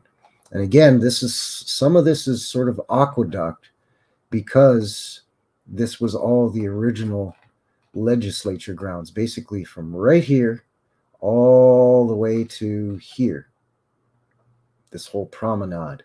So they didn't want to disturb any of that by putting in this major roadway system, almost like not a highway, but like a freeway. It's like a main artery, east and west through the city. And also with the, again, the subway that runs in through here. They didn't want to disturb any of this. So this is sort of raised aqueduct here. But that's to meet this level here, which is all ascending from the river valley below here. So yeah, very, very interesting, really neat, and a beautiful, that legislature building is just gorgeous. And the whole grounds, the whole park area is very beautiful. But it's kind of hinky because of all the different levels and just how this whole thing just does not really fit with the narrative, like with all these domes and spires. I'm trying to get another shot where it's not construction, but whatever. You get the idea. So, well, looky, we're coming on 3 hours. 3 hours. These come up on 2:00 in the afternoon here for yours truly. So I think I'm getting ready to kind of coast to a halt here on this one here today. But I guess no better way to end it than that beautiful legislature grounds and actually the Hotel McDonald, which is quite gorgeous as well.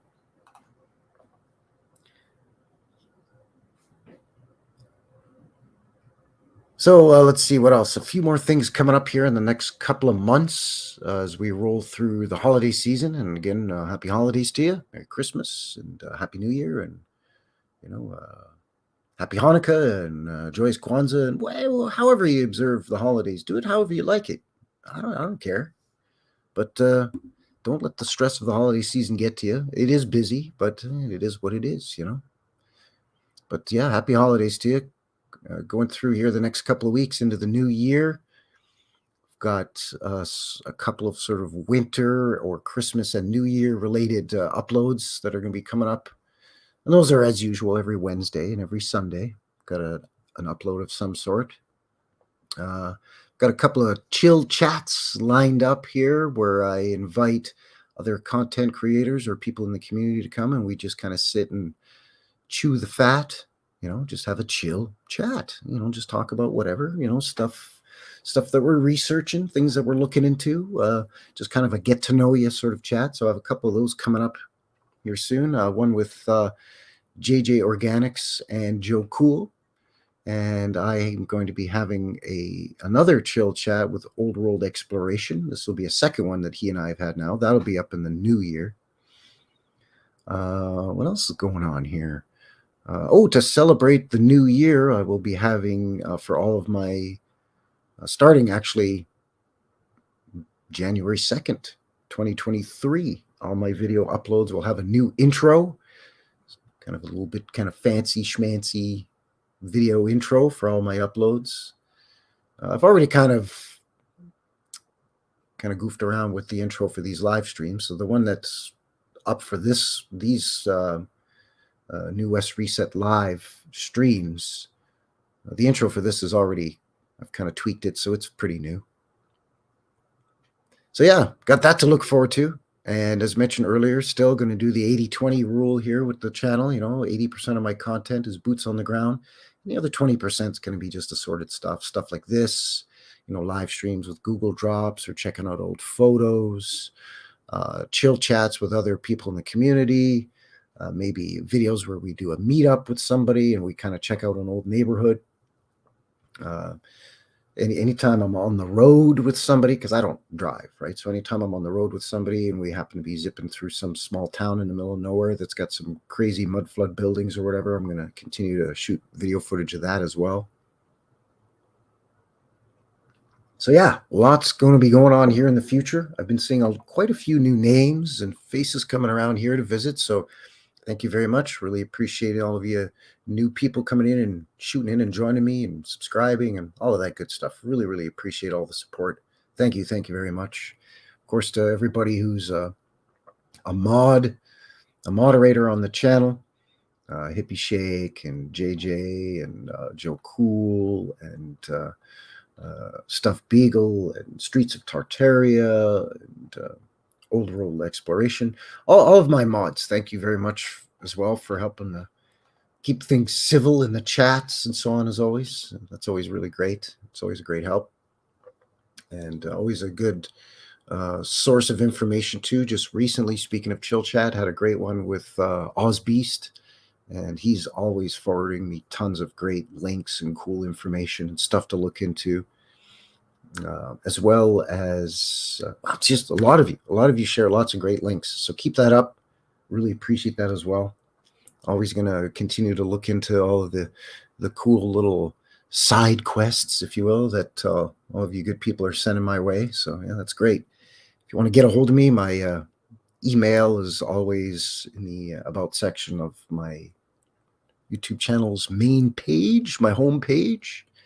And then, of course, I'm on MeWe as well, and the link for that, as well as the links to any sources or anything that I've referenced, either in videos or in this stream or any of my live streams. It's always in the information box right down there below the video. It's always just shooting right down in there.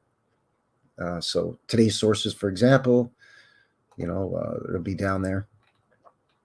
So yeah, that's what's going to be going on here. I'm going to try to keep it slow and steady and consistent through the winter. It's tough, right? Like I've been pretty lucky. Our winter here has been fairly decent so far. It hasn't been bone-crushingly cold for a guy, so I can still kind of zip out there and check out some places and do some boots on the ground.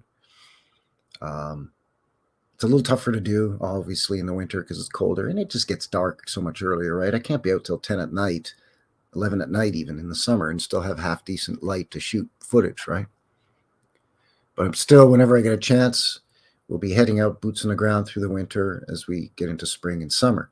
Spring, summer is when we really kick it into high gear. That's when I do a lot of those long form walkabout videos that are about an hour long, where we just check out a historic area in the city. So I've got a few places here in Calgary that I've already sort of earmarked, dog-eared, something for spring and summer, maybe a potential meetup opportunities as well. So if you live in the city here in Calgary or nearby and you're going to be in town and you want to meet up for a bite to eat and maybe check out a neighborhood historic street or something like that here in the city, let me know.